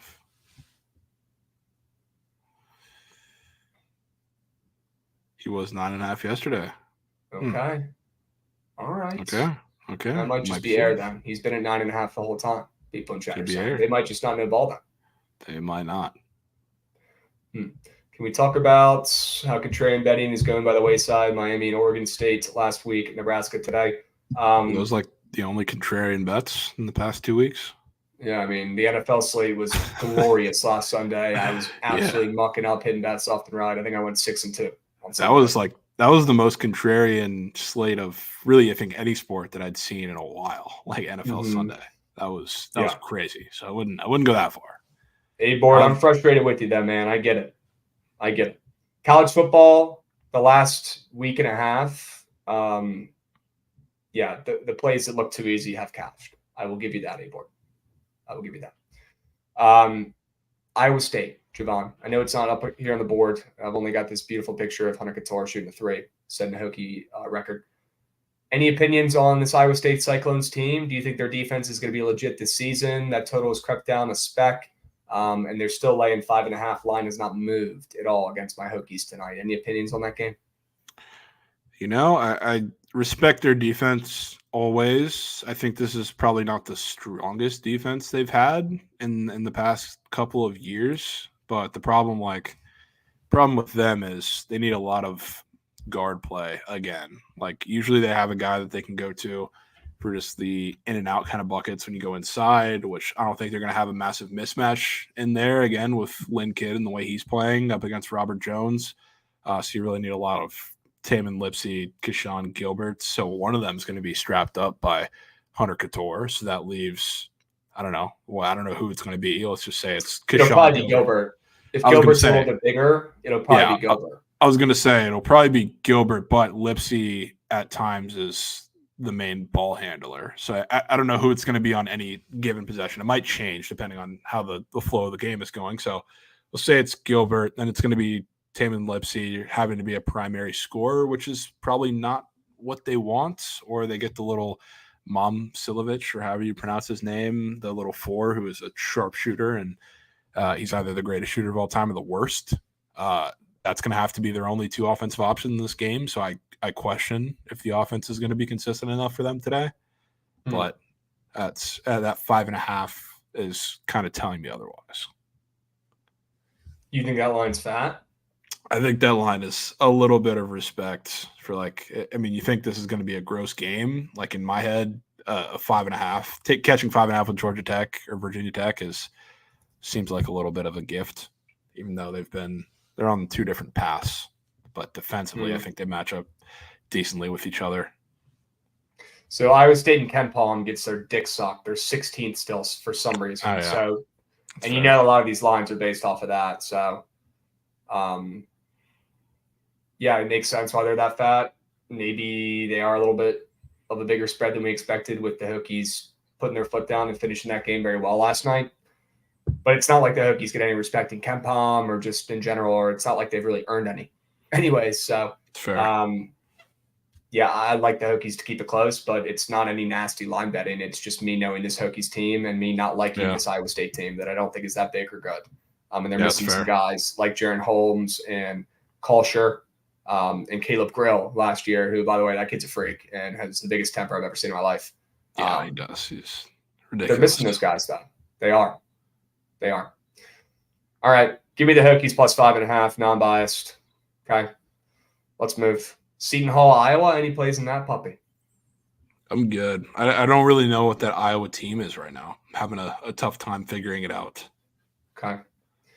And please stop me if you need for any of these mid-major games or Alabama, Ohio State. Yeah, I was going to say, what's your thoughts on that Alabama-Ohio State game? That seems to be a popular one today. I mean, you know where I'm at, but my heart hurts betting this Ohio State team. I'm fragile, especially after the Nebraska loss. I don't know if I'm ready to go back to Ohio State here in the spot. If I get hurt by Ohio State and Nebraska today, it might be an early night for craps on this Friday night. It might be, taking a bong rip and going to bed type night at 7 p.m. because I'm pissed. Yeah. I don't know if my heart can handle it. But yeah, you know where my brain's at, and I know where you're getting at with that question. I'm sure everyone and their mother's on Bama on this spot, huh? Dude, why not back a physical Ohio State team? If you scrolled on Twitter for 5 seconds, you would want to do dirty things. And I'm not endorsing it. I'm just saying that's the state of that game today on the Twitter stream. All right, I'm in.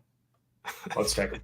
I didn't say that. That's all I'm just giving you the framework right now. I'm telling you where we're at. All right, Chad, I'm in. Ohio State plus 6.5 added to my card. We rock. Jesus. All right. Jesus Christ. All right. These games suck.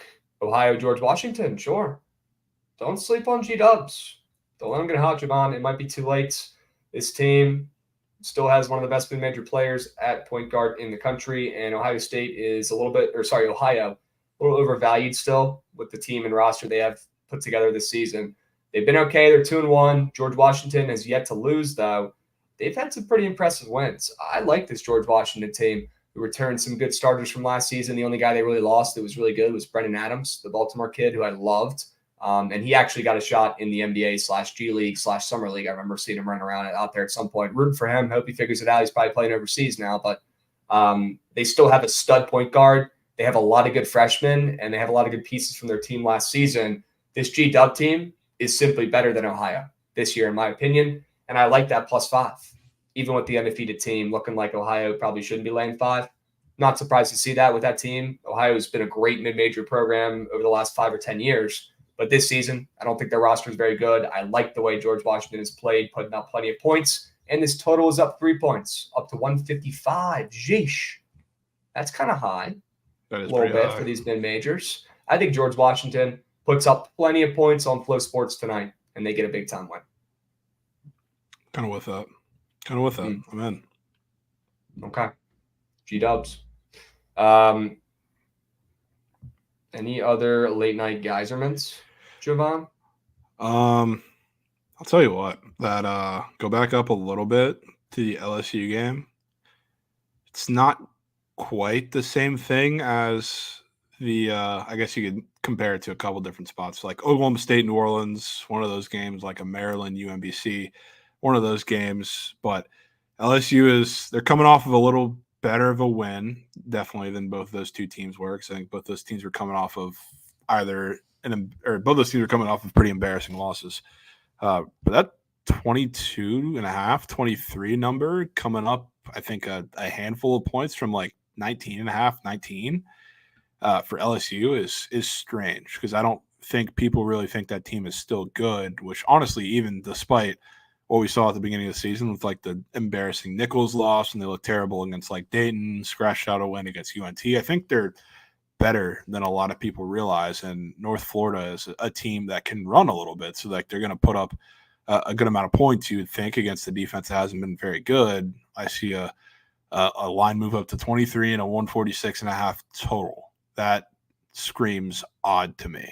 So I think this is a pretty big get right spot for LSU, who I think they match up pretty well, and they put Will Baker up in there and kind of spread the floor with him. I think he's going to be a pretty valuable asset in this game, but that screams Oklahoma State, Maryland type bet. Okay. Interesting. Very interesting. Any Stanford UNI love tonight? I don't know about that one. That's another Stanford one. That's weird. Me. Stanford, that's a team that I think is better than a lot of people give them credit for. Maybe a slight sell somewhat high spot on UNI after they hung with Texas Tech. I mean, they're not very good, but they hung with Texas Tech. They're hanging with UNC for the first half of that game before they got absolutely destroyed. You know what this one feels like? This feels like Chaminade after they just covered by the hook, I think, against UCLA in that weird spot that we talked about avoiding because they were in late night, and then they went and got their shit pumped by Syracuse the next game. This kind of feels like a similar spot there compared to that. So I would have to lean Stanford.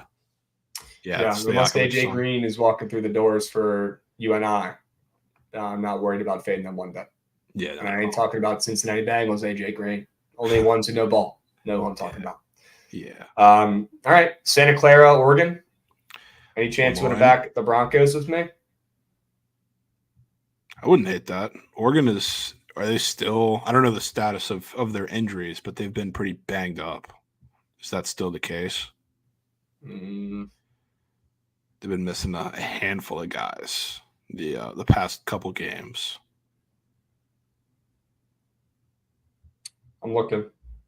Seems like, from what I'm looking at, I haven't seen much change.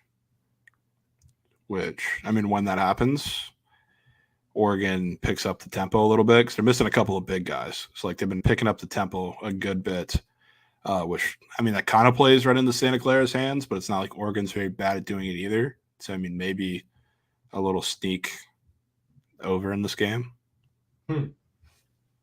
Okay, some points. I mean, this Santa Clara offense can cook. They're extremely well coached. That total is on the move up. It was already pretty high at 145. So, okay, sure. Spread open up at 6.5 for Oregon. I like Santa Clara. I like the Broncos. Give me the points. They did just drop. They dropped 67 against FAMU in that weird game where, for whatever reason, they're playing in Tallahassee on the road, which is hilarious with their little depleted team. So this feels like a pretty good spot to get them to bounce back in this game, at least offensively, especially if they're running against Santa Clara. Okay, sure. Santa Clara doesn't mind running either.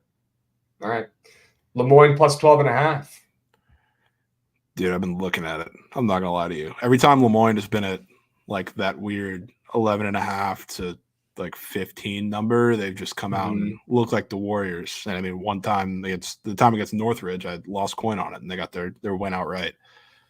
So I don't know. I can't make coin on Lemoyne. I don't think either of us can. And now that I'm thinking that maybe this is the time where they cover coming off a big win, they're probably going to get pumped by 50.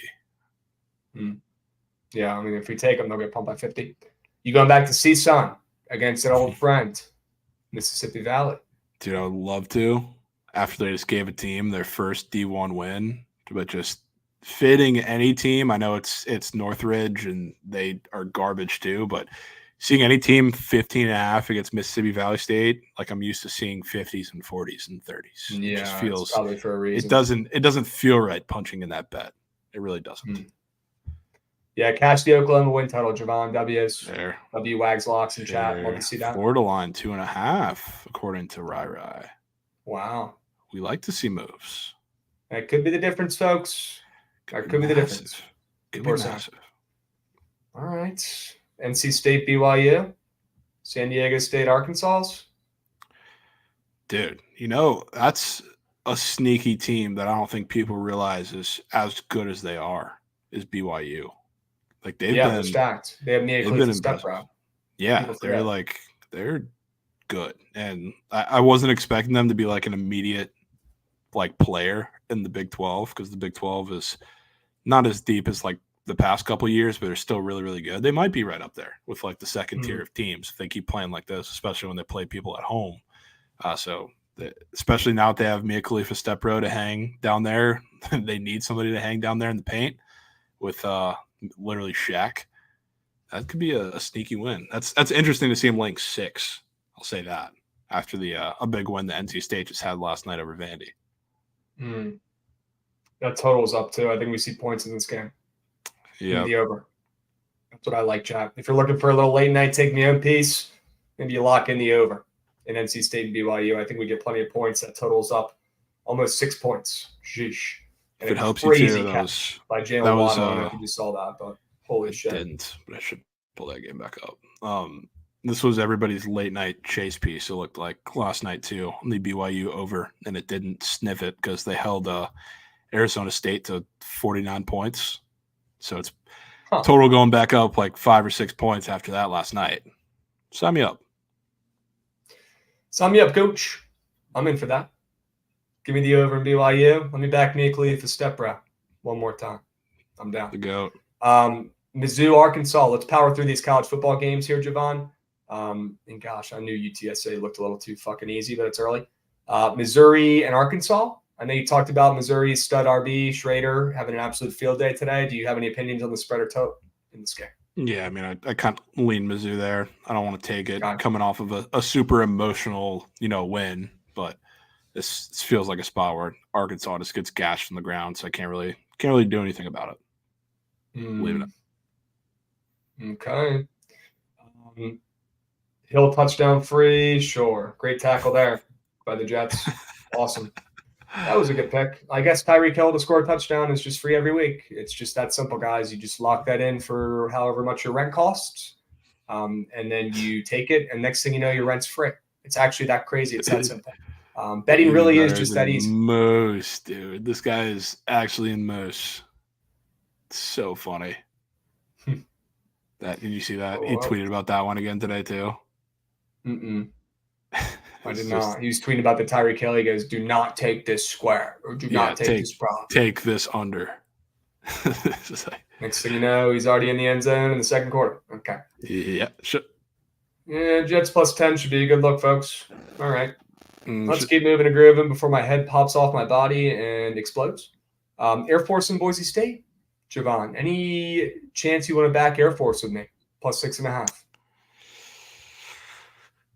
I don't not want to do it. It's just, I don't know. Boise is definitely a popular Twitter play, which is weird because you would look at the game, and I know Air Force is dealing with a couple different injuries, and they've looked bad the last couple of weeks, coming off a couple different losses here, but I was still surprised to see it as popular as it was. I don't know if I can get myself to the counter with Air Force. Okay. Yeah, they've had a tough couple weeks with Larry hurt. Who knows who's even going to play QB for them because their coach lies to the media about how injured their QBs are and who's going to play. So fuck that guy And fuck the Air Force. Go Navy.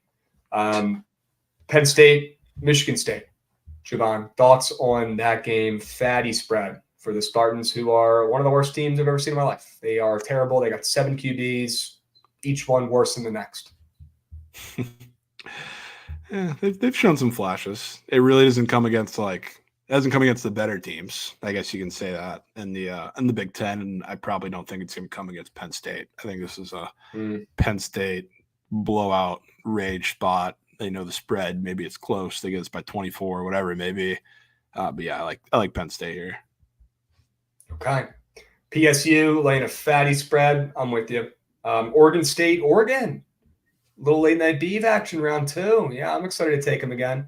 I want to rip my fucking hair out of my head saying this out loud, but I do want to take him again, Javon. Why? Why do I want to take him again? You have to. You have to, right? After we get burned. Dude, Oregon doesn't even fucking – Oregon stops the run extremely well, and that's what Oregon State does. Why do I want to fucking take him? I don't even know. I mean, Oregon State's it's not like they're bad, but it's also spot-wise, not only with them coming off of the disappointing loss to Washington where they should have won that game. This is also a sandwich game in between or prior to the big rematch coming next week in all likelihood between Oregon and Washington in the Pac-12 championship. So, I mean, I like Oregon's defense, but I like Oregon State's defense too. I mean, this total's creeping down. Maybe it's a little closer of a defensive battle, not to the extent that we saw, Washington play last week against Oregon State and the elements there, because I think Oregon's a little better, to be honest with you, but I think they can slow them down a little bit. It's a whole different offense when Bucky Irving is not allowed to roam free for literally anything they want to do. And Oregon State, if they can hold them to that, they can at least slow down Oregon's offense to a degree. Maybe loses by 10. Okay. You heard it here first, folks. Late night beef, round 2. We're running it back. Fuck it. We're doing it. Yeah. Did you see the I guess before we talk about Texas, there's the boost out there, which they haven't given many boosts that are right on the line in recent weeks. The ones have been hitting or the little money line parlay ones. So now they're going back to that one with Texas and Oregon both to cover their lines, which is interesting. Okay. Yeah, it's got to be either Texas Tech then or Oregon State. I prefer the Beavers. I do prefer the late night beef. But yeah, I just don't like fading Texas in that defense. Yeah, I don't either. They're both in weird revenge spots too, because I think they both lost last year in these matchups that were obviously in opposite locations. I don't love that. I mean, it's hard to love that, but it's also the I guess easy revenge narrative for both teams. So I mean, I don't think they're both getting that. Okay. And we've got some fucking elite matchups tomorrow, man. I'm so excited. Ohio State and Michigan. That's going to be a fucking crazy game, Javon. Before we pivot and start talking about squad rides, start talking about this, that, weekend craft sessions, what do you like in Ohio State, Michigan? Let the people know. It might be a little bit of a public dog, but I'm sticking with Ohio State because in this game, realistically, it's going to have to be J.J. McCarthy beating that team. That's the only way that Michigan wins that game or covers that game comfortably, whatever you want to say. I'm not completely sure that the spread's going to matter in this one. I think it's either going to be Michigan by a touchdown or Ohio State win outright if those are the two options we have. But yeah, Ohio State's going to stop the run. Michigan runs through the tackles or between the tackles with Blake Corum. That's how they're successful. Ohio State doesn't let that happen. So J.J. McCarthy's going to have to beat them in the air. Now on the other side, Michigan, good run defense. They should slow down Travion Henderson and whatever they want to do on the road, but they can't stop Marvin Harrison Jr. And it's just going to be – it won't even have to be Kyle McCord doing too much. They're just going to give him the ball in space, and he is going to grow. That's what he's going to do the entire game because the only passing attacks that Michigan has given up any sort of success against have been just short stuff within the 1 to 6 to 7 yard range on slants, on quick outs, on quick ins, on little hitches, whatever it may be, which is quite literally the only thing that Marvin Harrison gets when he's not catching absolute bombs, which I can say you're probably not going to get too many of those against Michigan. So I'm sticking with the Buckeyes. Okay. Sticking with the Buckeyes. I don't really blame you for taking them. I think I lean the under in the game if I had to take something. Not really fun, but that's what I would take in this game. Any big-time matchups like this, give me the under. And I love that the total has come down a solid amount. It might be too late, honestly, for me, but I would still lean the under at this point. I would. God, I really can't stop thinking about Air Force tonight. I don't know why I want to take them, but I do. Could be a solo mission for you. And UTSA tied it up right as soon as I choked. Okay. Javon, any other NBA or NHL plays you want to let the people know for tonight before we start crafting up some winners? No, I think I'm good on that front. Okay. W's chat. If you guys are going to the games this weekend, if you're going to beautiful FedEx Field in Landover, Maryland, if you're going to any games, football, basketball, you name it, I don't give a shit. Go buy your tickets on SeatGeek and use promo code BOOKIT and get $20 off. Why would you not? Why would you not if you haven't done it already? First of all, SeatGeek is already fire, and it's so easy to use, and the fees are not as bad as some of the other apps. Second off, you get $20 off. Grow up, fucking use promo code BOOKIT. If you haven't done it already, you go into settings on SeatGeek, and you plug it in the promo code tab right at the top. It takes you 7 seconds total. So easy, free $20. Helps us out, helps you guys out as well. Pays for a couple of those beers at the game this weekend. I know there's a couple of people in here about to go. I know it. I can see you. Chat, I know you're doing it. All right? Use SeatGeek. Use our promo code. Save yourself some coins. All right? I've got the promo code in. Just haven't used it yet. Let's go, Joe. Sure you can. There we go. Love to see it, Based. W's. Love to see it, Based. If you love the Jets plus 9.5, Matt Downs and I have a mathematical edge and a number for you. Sure. Sure. We got Big Matty Mark coming in hot, giving a subby. We got Ron Mux Clan giving out more subbies for the vibes. Love to see it. Big Matty Mark, let's win today. Can we please? I've already had multiple losers. I'm really blown about it. Javon, squad ride. Let's get crafting. Favorite plays left today? We'll start with football. Are we taking late night Beaven here? I feel like that would be our only option, would it not, from football? 2 words, chat. Late night beef. Plus 13.5. All right. Any NHL or NBA? You said no bueno. You said no thanks. Yeah, not much. Not much for me there. Let's go to college basketball, Kai. College basketball, yeah.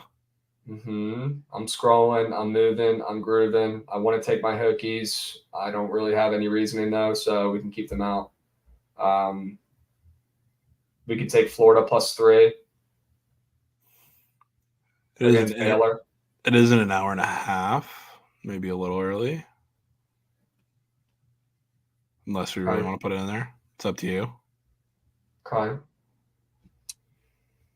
Put Texas Tech in there. Texas Tech we can put in there. I'm fine with that. So, TCU. yeah, I guess that's only an extra half hour. Maybe just throw them both in there. Okay. Put winners.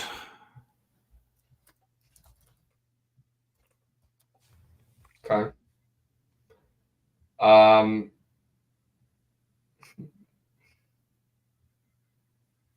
don't know why Lehigh's only getting 18.5 points, but I'm not really in the mood to take that or watch that game against Providence. But I think it's worth noting. That is a fair note. Fair note. Boise State, I wouldn't mind taking if we had to. I wouldn't mind taking that BYU NC State over. Ooh, that could be the one. You want to put that in there? I don't know. To be honest, if we're taking something in that game, I more so don't know why BYU is laying 6. Now I'm seeing some 6.5s pop up. That's probably the weirdest thing in that game to me, especially with it not being in Provo.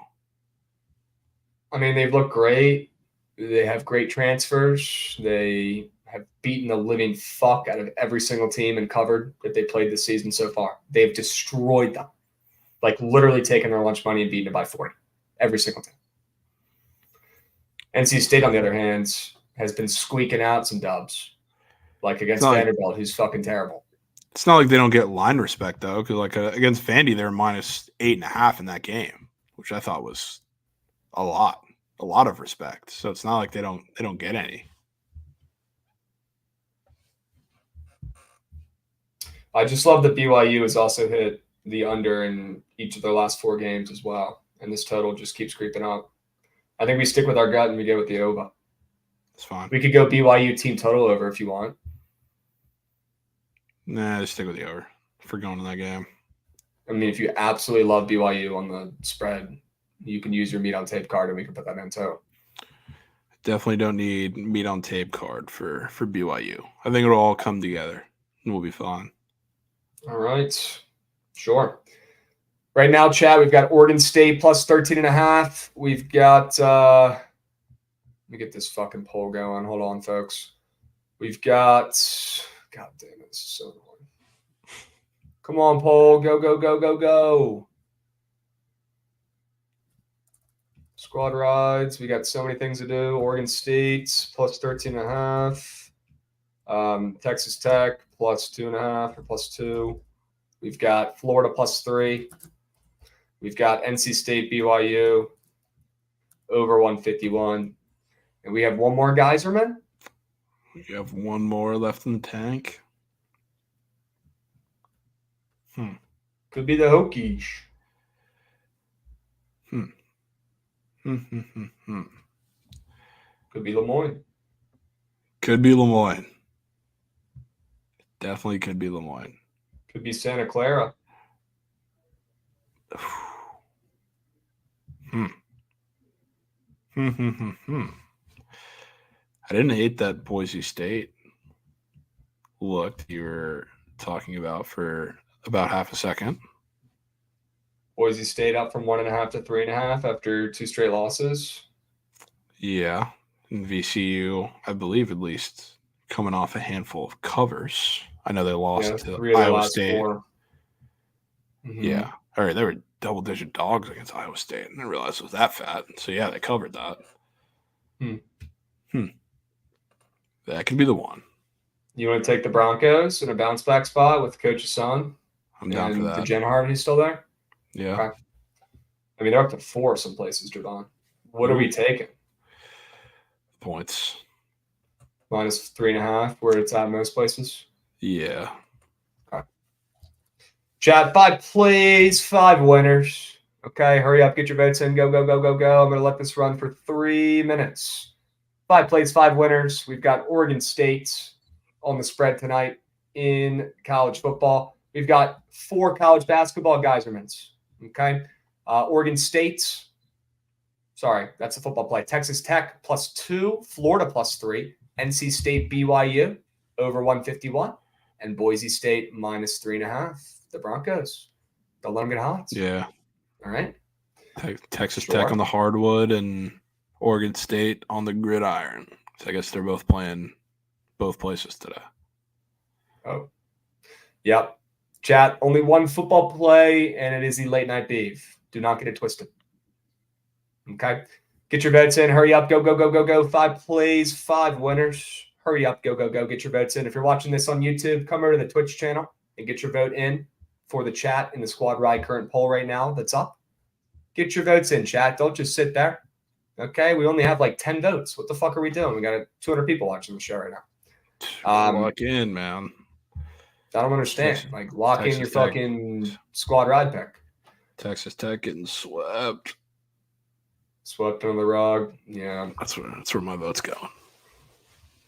BSU minus 2.5 is Boise, but it's also minus 3.5. So, chat, 5 plays, 5 winners. I'm going to read them one more time. Listen, vote, hurry up. Oregon State plus 13.5. That's a football play. The rest are college basketball. Texas Tech plus 2, Florida plus 3, NC State BYU over 151, and the Boise State Broncos minus 3.5 against VCUs tonight. Okay. 5 plays, 5 winners. And we got a Brownlee catch. Let's fucking go, Javon Brownlee. Sure you can. Love to see it. Brownlee. How long was that one? Love to see Brownlee getting active. Yes, good. Yes, good. Oregon needs to crush the Beavers. 12. Every team needs to crush every opponent they have. That was 12 yards. We're green. Let's fucking go, Javon. Sure you can. Huge. Brownlee. Huge. What a fucking beast. There you go. Let's go, chat. Sure. He's now the leading Sure. receiver for the Jets right now. Okay. That makes sense. That's Unbelievable. Chat, hurry up and get your votes in. Go, go, go, go, go. You got about 30 seconds to get your squad ride votes in. Hurry up. Go, go, go. Get your votes in. Go, go, go. All right. College football squad ride for tomorrow, Javon. Might as well start crafting that puppy up, huh? Yeah. Might as well get the juices flowing. Let's get them going. Let's get them moving. Let's get them grooving. I'm pulling up the college football slate for tomorrow, chat. Looks like we've got so many good games, man. Holy shit. Quite a few. Do you love Ohio State? Don't love them. Don't love Okay. them. I'll be honest. Chat. It's just a like. Florida +3 squad ride tonight, by the way, on the hardwood. College basketball, Florida Gators. We're rolling it back to them, running it back with them. Okay. Gators +3. But now we're talking about the college football squad ride, chat. Okay. Got to get this thing moving and grooving. I like the over in Indiana and Purdue. Yep. I like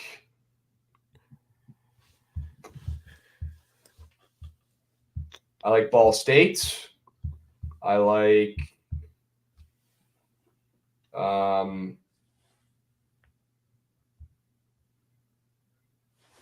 the under in Colorado, Utah. I like Maryland. I mean, all the plays from the segment earlier are full go, at least for me. And I did not dislike any of yours. So besides the UVA one. I was going to say probably can't squad ride the VT game, but yeah, I'd say I'm full go too. I mean, I very obviously would not mind taking the squad ride to the very last snap of Pac-12 football that would be played in the regular season. Cal on the road against UCLA. Cal +9.5.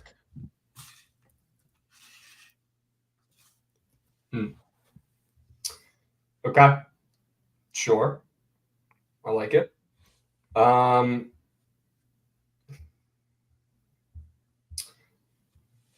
about Florida? Once again. They just won the fucking squad ride. Back-to-back days of Florida squad rides. I wouldn't hate it, to be honest with you. Question. Nothing want to get Jacksonville State involved in this. That I know. Jacksonville State, I could be down to put in there. Yes. That I know. That has to be in there. I would fully support. Okay. I wonder, so for Saturday squad rides, now that obviously we can't do college basketball at this point because most of the lines aren't out, but are we including it in the future? We can, yeah, I guess. I guess this is the only time outside of conference championships that they'll be together. I guess bowl games too. Yeah. Didn't even think about that. Should we put the Cavaliers in here? I mean, they're going to cover. I mean, I think it's a great play. That's up to you. We did squad ride Kansas State one week against TCU, and that was air. So we're squad riding against their own teams. It seems to be a smart play. UVA +2.5. I feel weak, and I literally just got the chills after I just typed that out. I'm going to throw up. At least it's a win-win for you. Sick. That makes me sick to my stomach. It is a win-win for me, you're right. Okay. I mean, we can roll with those 3 plays. We could throw Maryland in there. We could throw one of your plays in there. What do you want to do? So what do we have so far? We've got Cal +9.5. We've got Jacksonville State -3, and we've got UVA +2.5. I'm down for those 3. Okay. Feels like a strong 3. I think that sounds like a pretty strong 3-piece here, folks. Ooh, 3-0 Oilers too. Beauties. Let's go, Javon. Beauties. Let's go, Chad. Who tailed that damn play? We pulled it up on the screen. He told you to live bet it. Next thing you know, they're up 3-0. Who's tailing it? Who's tailing G in it? Better be everybody. UVA plus 2.5. That's fucking foul. Okay, we're gonna start that poll, and the results. Get your votes in, chat. Go, go, go, go, go. 3 plays, 3 winners for the college football Saturday squad rides. Cal plus 9.5, Jacksonville State minus 3, and that third option, which is winning because you guys think it's funny that now I have to bet on the Cats. Well, joke's on you guys. I was betting them anyways because money's green and that's free. So, you didn't do shit. I was already going to bet them. You didn't do anything. How about them apples? Hilarious. And immediately Cal gets more votes after that comment. Good. Go Cal, go, go, go, go, go, Cal, go, Cal, go, Cal, go, go, go. Chat, you got 2 minutes to get your votes in for the college football Saturday squad ride. You got 3 options. You got the Cal Bears, you got the Jacksonville State Gamecocks, and you got the UVA Cavaliers. I suggest one of the first 2 options. I would never want to pick the third for anything. Ever. And they get steamed. They immediately get steamed. And now they're winning. Guys, pick the right button. Don't just fuck with me, okay? We got Oilers up 3-0. That's good news. We love to hear Great that. news. And yes, Great you news. can always Love go that. back and rewatch the episodes. This will be an easy one because everything we did on Friday for the weekend. Chat, hurry up, get your votes in. Go, go, go, go, go, go, go, go, go. Hurry up, hurry up, hurry up, hurry up. Go, go, go. We're running out of time here, folks. We got to do the weekend craft sesh. Okay. We're going to do that here soon in a minute. Javon, we got to craft up this 5 guys. We got to craft up this Hail Mary for the people. All right. Yes. You want to start with the Hail Mary?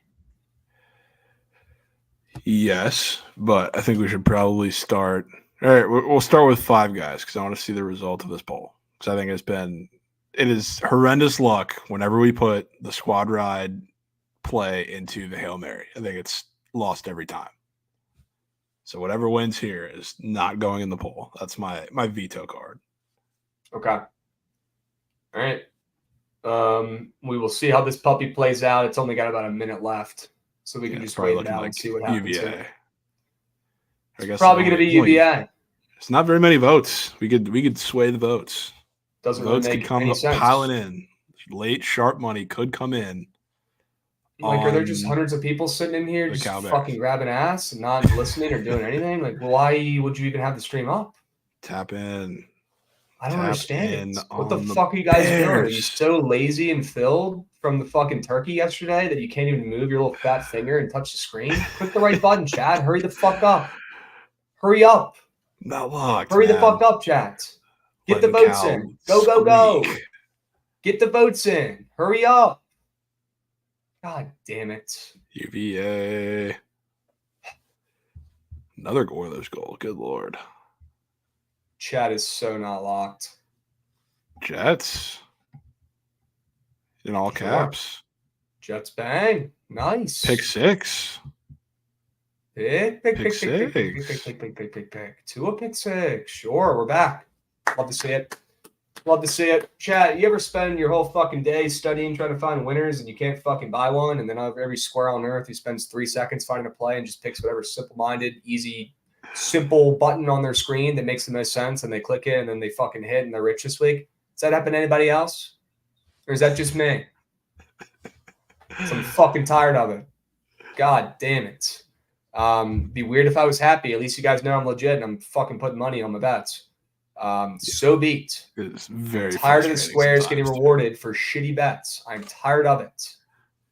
And a missed PAT. I fucking bet, dude. GG. Unbelievable. All right, chat. Nothing to make me feel better than the UVA Cavaliers plus 2.5 as the Saturday college football squad ride. I mean, fuck me, dude. Golly. Oh. Sometimes you just got to hold your nose and do it. Sometimes you're the shoe, sometimes you're the bug. And this week, I'm a fucking little squished bug, man. A little bug that's just been squished and squeezed and pushed out. Let me get this background up. I think this is where we're at. Yeah, guys, Brown and Nebraska ML. Those are good plays down there below me. Sure. Not a great sign that Oregon State's down there for me, but you know what? We move. It is what it is. Chat, we're going to do the 5 guys entry here real quick.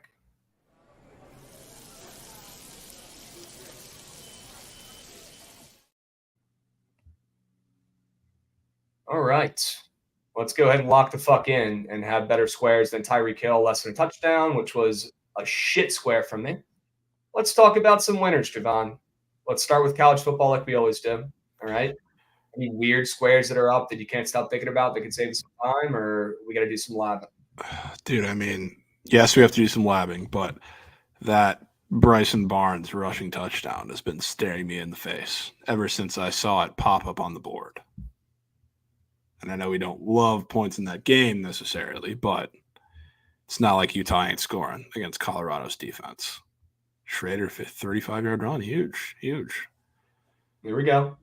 But yeah, that square is looking at me very weirdly. It's not like the guy doesn't run, very obviously, but he hasn't gotten in the end zone in 5 weeks. Last time he did was against USC in that game that they upset them initially, and haven't seen much of the end zone since. And to be honest, their offense has been pretty good outside of the Oregon game, and I guess a little bit last week. Since then, he just hasn't found the end zone, and now he just might.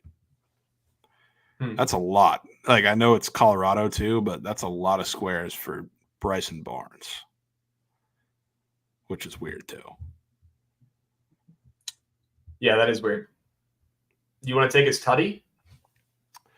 I mean, that's what's looking at me very funny in that game. But if there's something else that's looking at you related to him, feel free to let me know.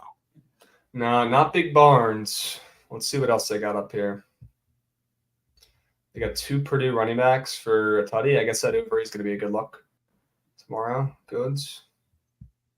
I mean, this shit just doesn't load anymore either. It's so annoying. Yeah, I don't know if you guys could deal with that, but any picks? Any Quinn Ewers action here to throw a pick maybe against Texas Tech? I guess that's tonight though. Fuck. Yeah, it's tonight. Um, Why don't you take us to the Virginia Tech squares while we're here? Dude. Kick a man while he's down, bro. I'm just telling you to take a look. Just take a look. And I won't even say anything. You tell me what you see. Probably gonna see this. Yeah, that's fucking beat, dude. God damn it, man. All right.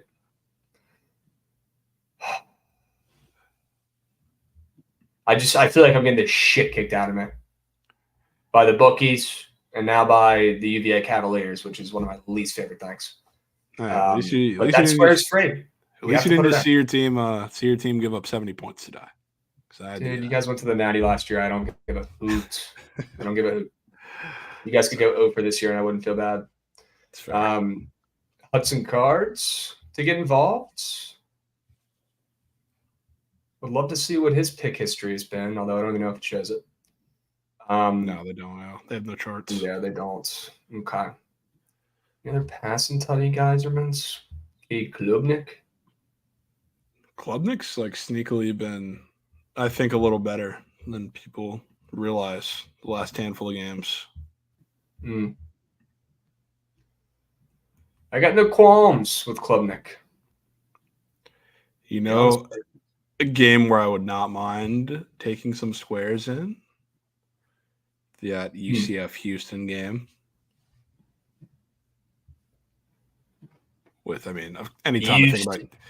Anytime I think about UCF in any game, I would love to back RJ Harvey at all times.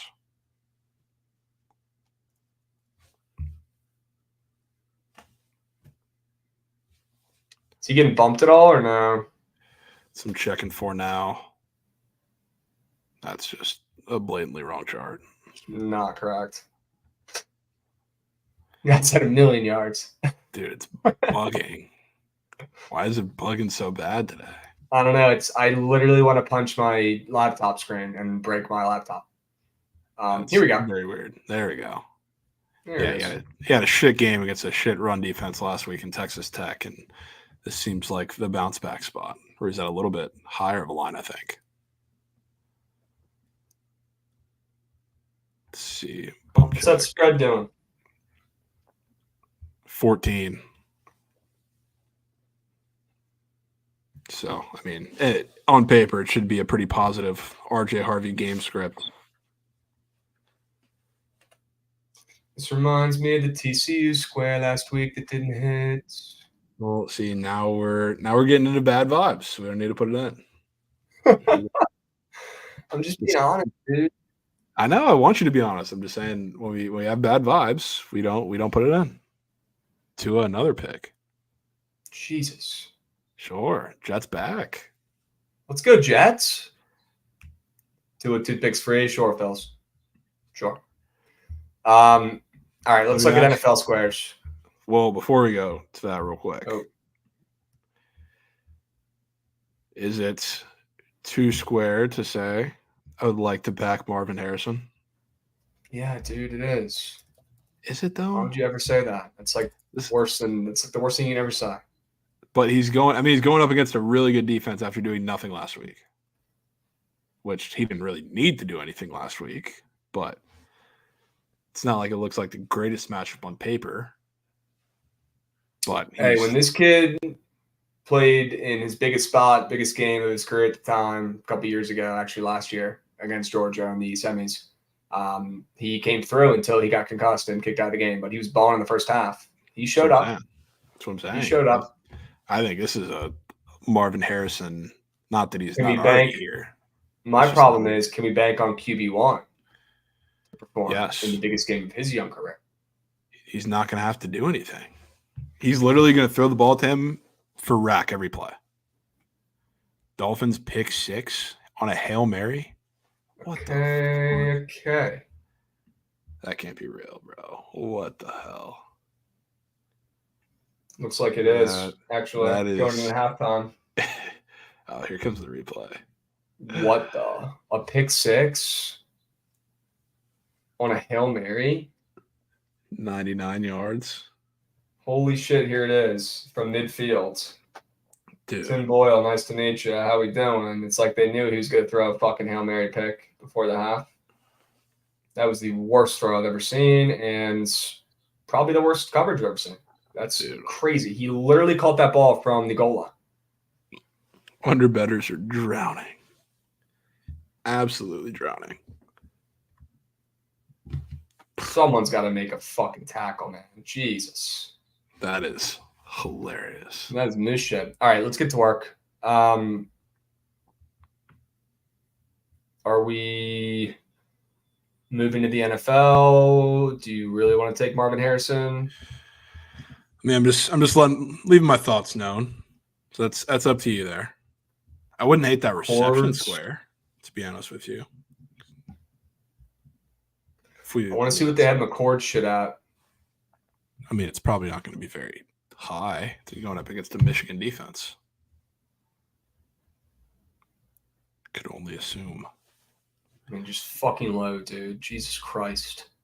Yeah, what the dial up internet is crazy. Let's go to the NFL.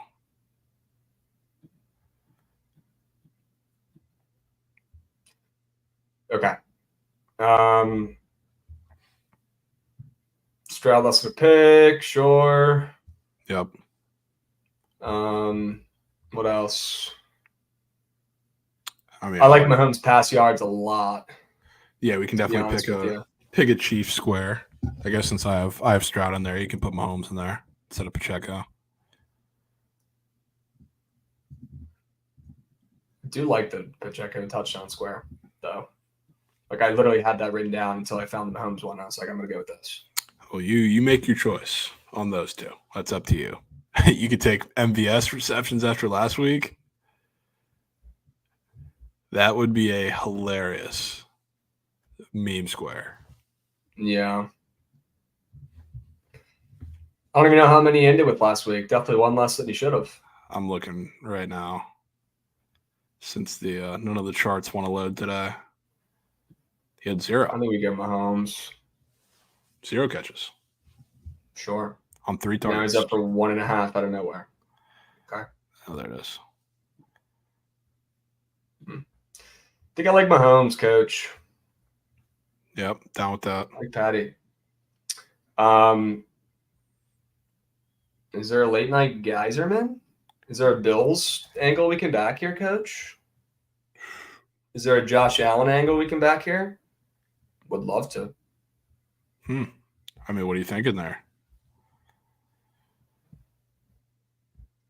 check the data here real quick. Wouldn't mind taking his rushing yards. I wouldn't mind. Here's what I'm thinking. I wouldn't mind taking, if we're talking about squares or games that we like, I would like to have squares in that game. I wouldn't mind. I also definitely would not mind the Bucks Colts game.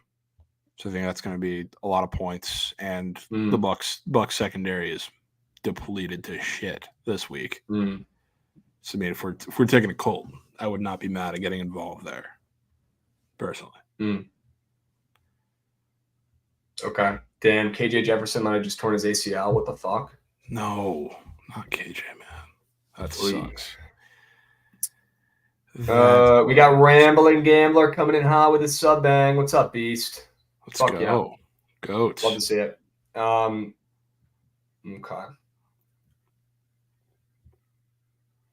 Yeah, I don't know. Could take Lamar passing tutties. I like points in that game too. What the?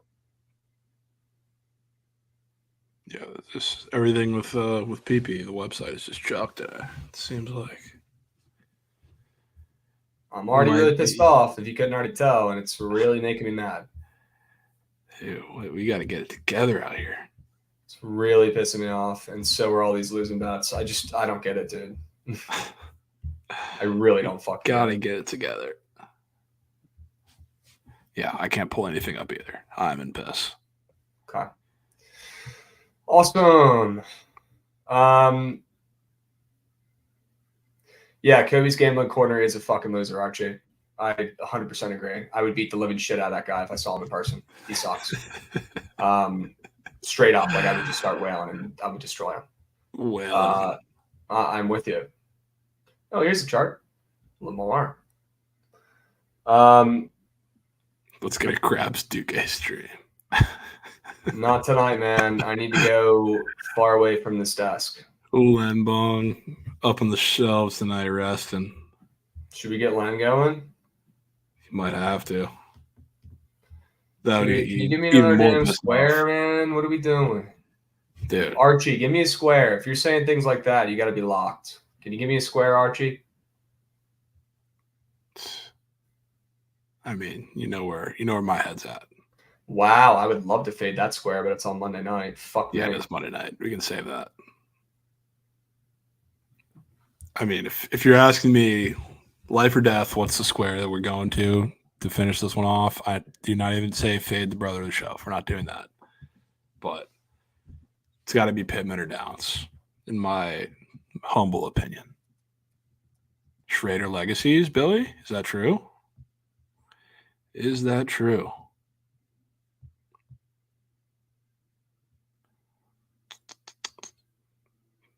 Schrader cooking, 64 yards. Sure. 64 yards in 7 minutes of game time. We take those.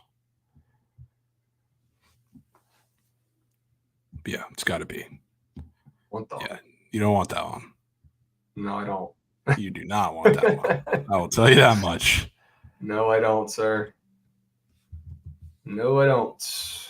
Well, let me present to you the issue here, or not the issue, but both sides of it for Downs and or Pittman. Downs is less of a volume option, but the guys who are going to be most affected from injuries are going to be guys that are in the slot. So like you're going to see more of the practice squad corners guarding Josh Downs, but you also may see a banged up Carlton Davis or no Carlton Davis at all on Michael Pittman, who is probably the safer bet, especially when they get blitzed a lot. I'm not sure how often they're going to be able to blitz with the cast of defense behind them, but whenever Gardner Minshew gets blitzed, it's Michael Pittman who gets the targets there.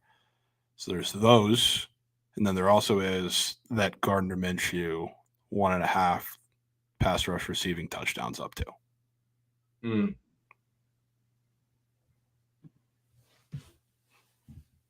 Show me the money. Dude. I can tell you. I don't mind the Downs one. I don't want to take Ooh.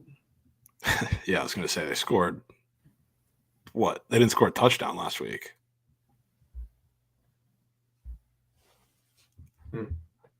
Or I guess not last week, but when they were in Germany.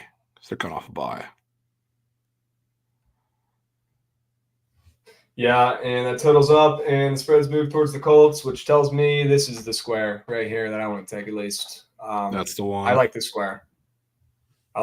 Or downs, if you want to put meat on tape for downs. But I like this one the best.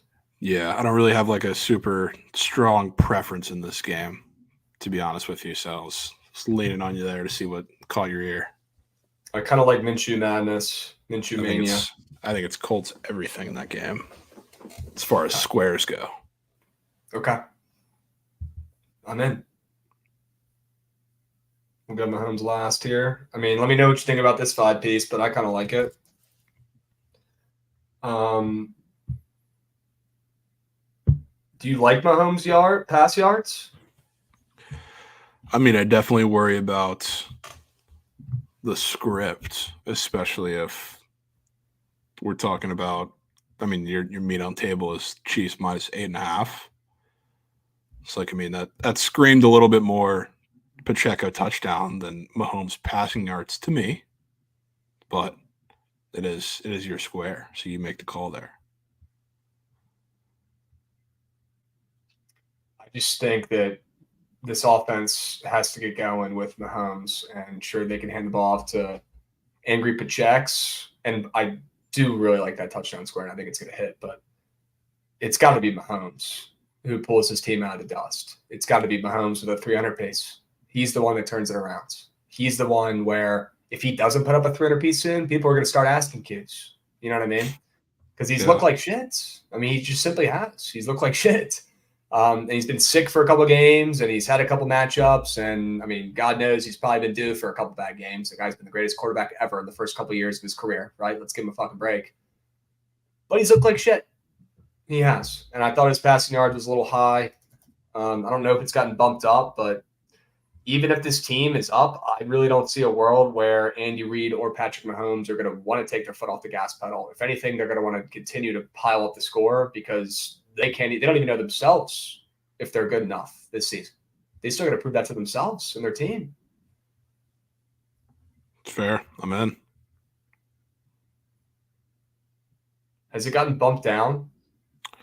It initially did, but then it's back up. It like opened at 263.5, it says, and then got down to down to the 50s, and now it's back up higher than it opened. All right, I'm in then. Don't ever think it. He's getting 300 yards. Okay, and that Pacheco touchdown is probably going to fucking hit though. To be honest. Yeah, they'll get down there with a bomb, and then run it in with Pacheco. What do you think about this 5 Geyser? Yeah, Glitchy AI is saying that it was bumped up 9 from yesterday. It's kind of fire. Yeah.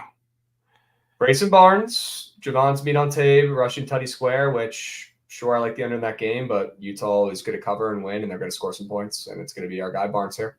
Kyron Drones, less than 1.5 passing touchdowns, makes me want to cry and curl up in a ball, but it's going to smack, so we're going to take it. CJ Stroud, less than half an interception. Have to put that in. No explanation needed. If you guys want to hear it, you rewatch BTL because Javon talked about it perfectly for 2 minutes. Gardner Minshew, more than 1.5 pass rush receiving tutties. That's a Javon square I can get behind. I think it's a W script for the Colts. I think they're coming off a bye, which is great. And their last game, they didn't fucking score a touchdown. And Gardner Minshew is going to slice and dice. Like you talked about, you're now banged up secondary, which is already mission. So, yeah, I'm there with you there. There with you there. Somebody put that on a shirt. Patrick Mahomes, more than 266.5 passing yards. Getting bumped down, getting bumped up. Either way, it doesn't matter. He's getting 300 pace. He's going to prove to the world that he's still the $500 million man and he's the GOAT, which I don't think anybody's really, started to think or talk about yet. But there's been some concerns with Mr. Mahomes and this Chiefs offense that is coming off an embarrassing loss. I don't think they're going to lose 2 in a row. I think they're going to skull fuck the Raiders through Patrick Mahomes' arm in the air with a 300 piece. And then they'll hand it to Pacheco on the 1-yard line for a touchdown. Sure. 5 base. Javon, any audibles, any additions? Speak now or forever hold your pace. I'll say the only one that gives me a little bit of concern is Kyron Drones. What? It's because I think they're going to lose the game.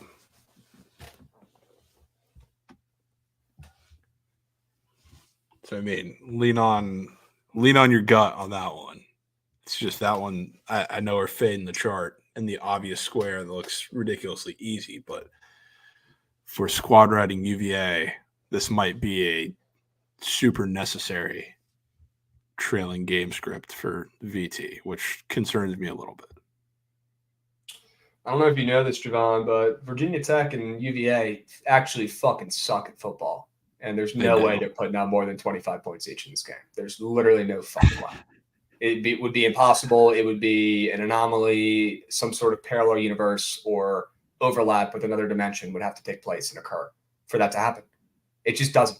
When these teams play, just like when my shitty Manders play their divisional teams, Javon, I'm fucking cursed, man. All my teams, when they play their divisional squads, the games suck and they go under and they're boring and they win with defense. I'm fucking cursed. It's just how it is. It's just how it is. And there's not going to be 25 points from each squad in this game. You don't have to worry about that.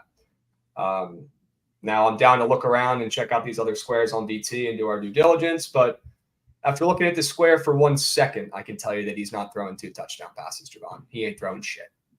All right. I feel like we can't take it out. He's not. He's not Can't throwing take it out shit. Can't take it out then. Just leave it. He's not throwing shit. Okay. He ain't throwing shit. He can't. I'm honestly impressed that he's thrown this many touchdown passes in recent weeks. It is impressive. Yeah, that's fair. He's definitely going against some pretty mushy defenses there, which Virginia's not the best, but I would say they're a little more comparable than the last two, to say the least. I think we hold. Let's That's hold. Spurs smacking. Okay. Let's hold. Are you good with the other 4? I am. Okay. Chat, 5 Guys, Burgers, and Fries. Bryson Barnes, more than half a rushing tutty. Kyron Drones, less than 1.5 passing tutties. CJ Stroud, less than half a pick. Sure. That was a Javon Square, chat. How about that? That's gross. That's growth. Not gross. That's smacking. That's growth. Yeah. If he sells, I'm not letting anybody hear the end of it. Not for a second. I'm going to toast him for weeks. Yeah, if he sells and the other guys hit, we're going to do a Steam Javon segment on Monday. Yeah. Gardner Minshew, more than 1.5 pass rush receiving touchdowns, and Patty Mahomes, the $500 million man, the GOAT, more than 266.5 pass yards. Chat, as always, we will post this graphic on the Book of BTL Twitter when it's done. But if you want to lock it in early, you want to lock it in now. Pretty sure every week we've done this, we've had some sort of bump. I wouldn't wait to lock it in. But you might not even have a choice because the fucking app isn't working. Calculating the payout. Let's see. Not working too well right now. Come on, coach. Let me in. Let me in, coach. Come on. And they're all fucking gone. Might be caked. They just don't want us to win, man. They just really do not want us to win.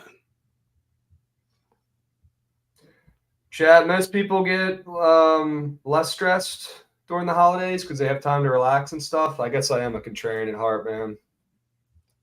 I don't know what it is. It's unreal. So we had Bryson Barnes, Kyron Drones, CJ Stroud, Gardner Minshew. What was the last one? Mahomes. Tuck in piece. That feels like a winner. It does. I like this 5-piece, chat. Don't be fooled by my attitude right now.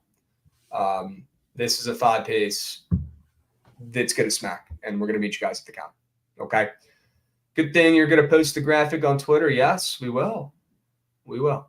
I should have just been stress-free taking CMC and Hill Tutties up coin, but instead I'm taking Nebraska ML when they haven't beat a ranked team in 35 games at home against a ranked Iowa team. Yeah, something is wrong with my brain. That's how you prefer it. Yep. It is. It is. But I'm hurt because I keep losing bets. And it won't let me place this. Yeah. Okay. Well, No, before it I stick my head through the monitor, we're going to move on to the Hail Mary. Sure, Javon. Bad bitches in the building. Amen. A couple real niggas in the building. Amen. I'm finna kill niggas in the building. Amen. I tell her way to 50 bottles and she Let's go. locked. I'm going to get this going, get this moving and grooving. So, Hail Mary lay, we want to stick to football, right? And there's probably not even that many CBB lines out anyways. So, There is actually a ton of lines out, but they're not great games. So I don't feel like we're missing too much there anyway. okay. All right. Chat, we can start with tomorrow's games. We don't want to get started tonight. We've already got the squad ride and stuff like that. Javon, let's just start scrolling through this damn slate. Let me know what games you like. Let me know what you want to throw in this puppy. I mean, it'll be one of the later ones for the day, but second place in the I guess second and third, we should probably throw in there for college football, Cal and Jacksonville State. The squad ride. Yep.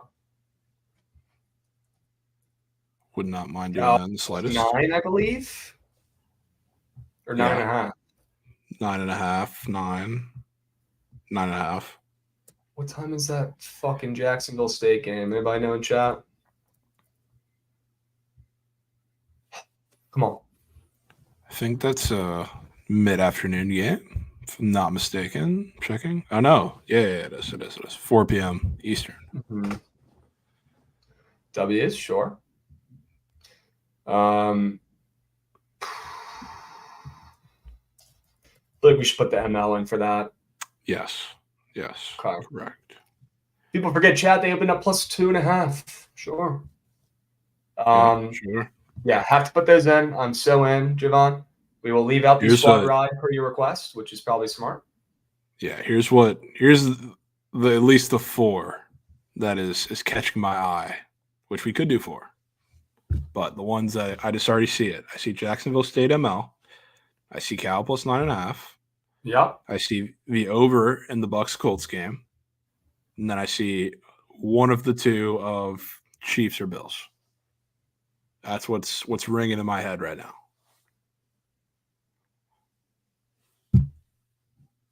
So you had me until you said those last 2 things. Because I want to What's put wrong with the those last 2 together. things? Well, the thing is, like, one of those is probably going to be the squad ride on Sunday too. Okay. Now I see what you're saying. Yeah. All right, you're getting ahead of it. I don't hate that. I like the over in the Tampa Indy game. I would love to check the splits right now and see what the public is betting and see why this total's moving up so much. Let's take a peek. Yeah, I mean it's got to be sharp the way it's moving. It is 63% of bets. 63.92. Jesus Christ. Why is everyone on earth betting that over? It's sketch.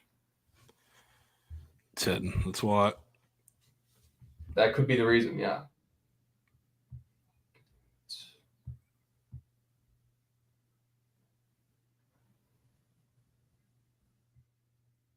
Okay, Indy's coming off with 2 straight unders. Tampa's coming off with 2 straight unders. It's a miracle. Last time these guys played, they smacked an under. All right, I'm good with that. We can put that in there. I like that play, Javon. Yeah. 44.5. I like that play. So right now we have Jacksonville State ML. We have Cal plus 9.5. We have Tampa Indy over 44.5. Chat, what's your favorite NFL play of the weekend? Let me know.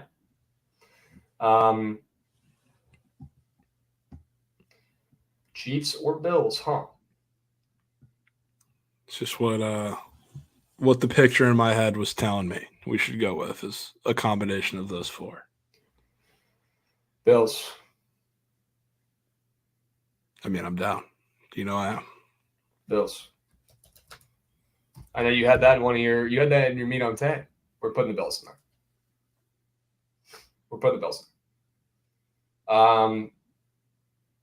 I like the Baltimore Chargers over. Don't have to force to get a play in that game to close this out, but I do like that as one of my favorite plays left. Cannot Primetime ignore the over. Patriots being a Wow. favorite. Yeah, another primetime over right now. Patriots are a favorite, and that makes no fucking sense. I know the Giants are terrible, but that's still an absolutely ridiculous line with no QB even announced as the starter. I have very, very bad vibes about that game. Mm. It seems just like a Patriots fall flat on their face again spot. You get a little Tommy DeVito masterclass. Not really, because the total's 34. But What about the Broncos on the ML? you want to take the Broncos? That's I do like surprising. them. That's surprising to hear. What? Well, the Browns pulled that crazy win out of their ass last week with that DTR legacy drive late in that defense. I really like what I've seen out of the Broncos defense the last month or so. They've been forcing hell of turnovers. I think their defense is going to clamp up. I mean, I wouldn't mind a square under in this spot either. I just think Denver pulls out a win and stays hot and gets back to 500 and continues building that momentum. I just feel that team and see that team getting better every week.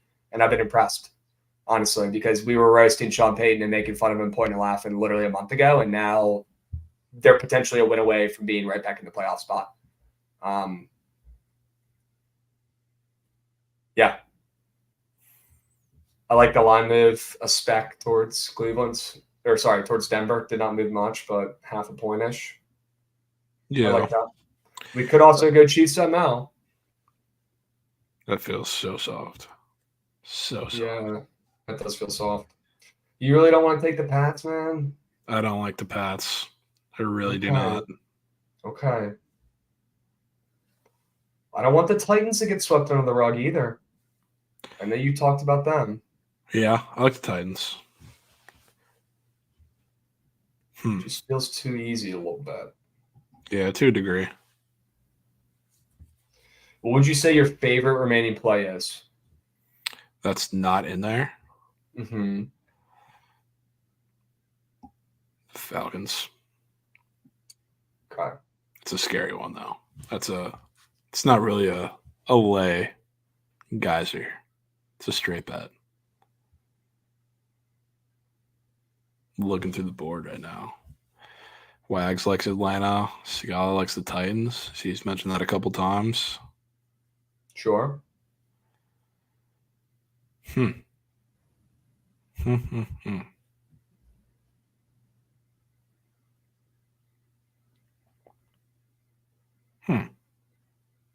have a lot of options. Could take it into Monday with the Bears. That's a play I'm going to be on. You know, it feels like we're forcing this fifth leg. Why don't we just go 4? No, I want to make it 5-piece. Why don't we just put 4 and not force the fifth leg? Dude. So I feel like we're going to get terrible vibes with whatever we put in this fifth leg. Chat. You guys make the call. 4-piece McGeyser will play from Bunklin. Don't force it from Corba. Dude. Crabs. Yep. RGS said that. Sure. Might as well throw Chiefs ML in there, man. Coop, as soon as we do that, they're losing outright, brother. 7 and 5 pizza says force it. Okay, we have one force. He wants a force. One force supporter. All right. 4-piece. 4-piece. Let's see if I can fucking pull this thing up on this shit book. This shit green book. I like that 4-piece too. JVST, Jacksonville State, ML. Let me see if I can build this motherfucker. If you build it, they will come. Dude, where'd it go? Cal is +9 now. Great. We're fucked. We take those. Okay. I think it's a 1-possession game. I really do like all these plays. I have zero qualms with any of these plays. It's also like, I mean, we had the 4 guys last week. That was every like obviously sharp play on the board. It's not like that this week, so I like it a little better. Kind of made it a 4-piece because we had to last week. It just feels like we're just letting the plays come to us. It just feels like what we're supposed to be doing here. See, that looks like it pays. That gets me excited to log into the book and place that plus 1065. Does this get your juices flowing? That does. All right. Fine. Crab's been talking to Trent too much, trying to force. That was some Trent. You definitely been talking to the man. Okay. All right. Well, put me in my place, bro. Hold me accountable. Got to sometimes, apparently. Okay. All right, bro. 4 base. Hail Mary. Jacksonville State. ML. Cal plus 9.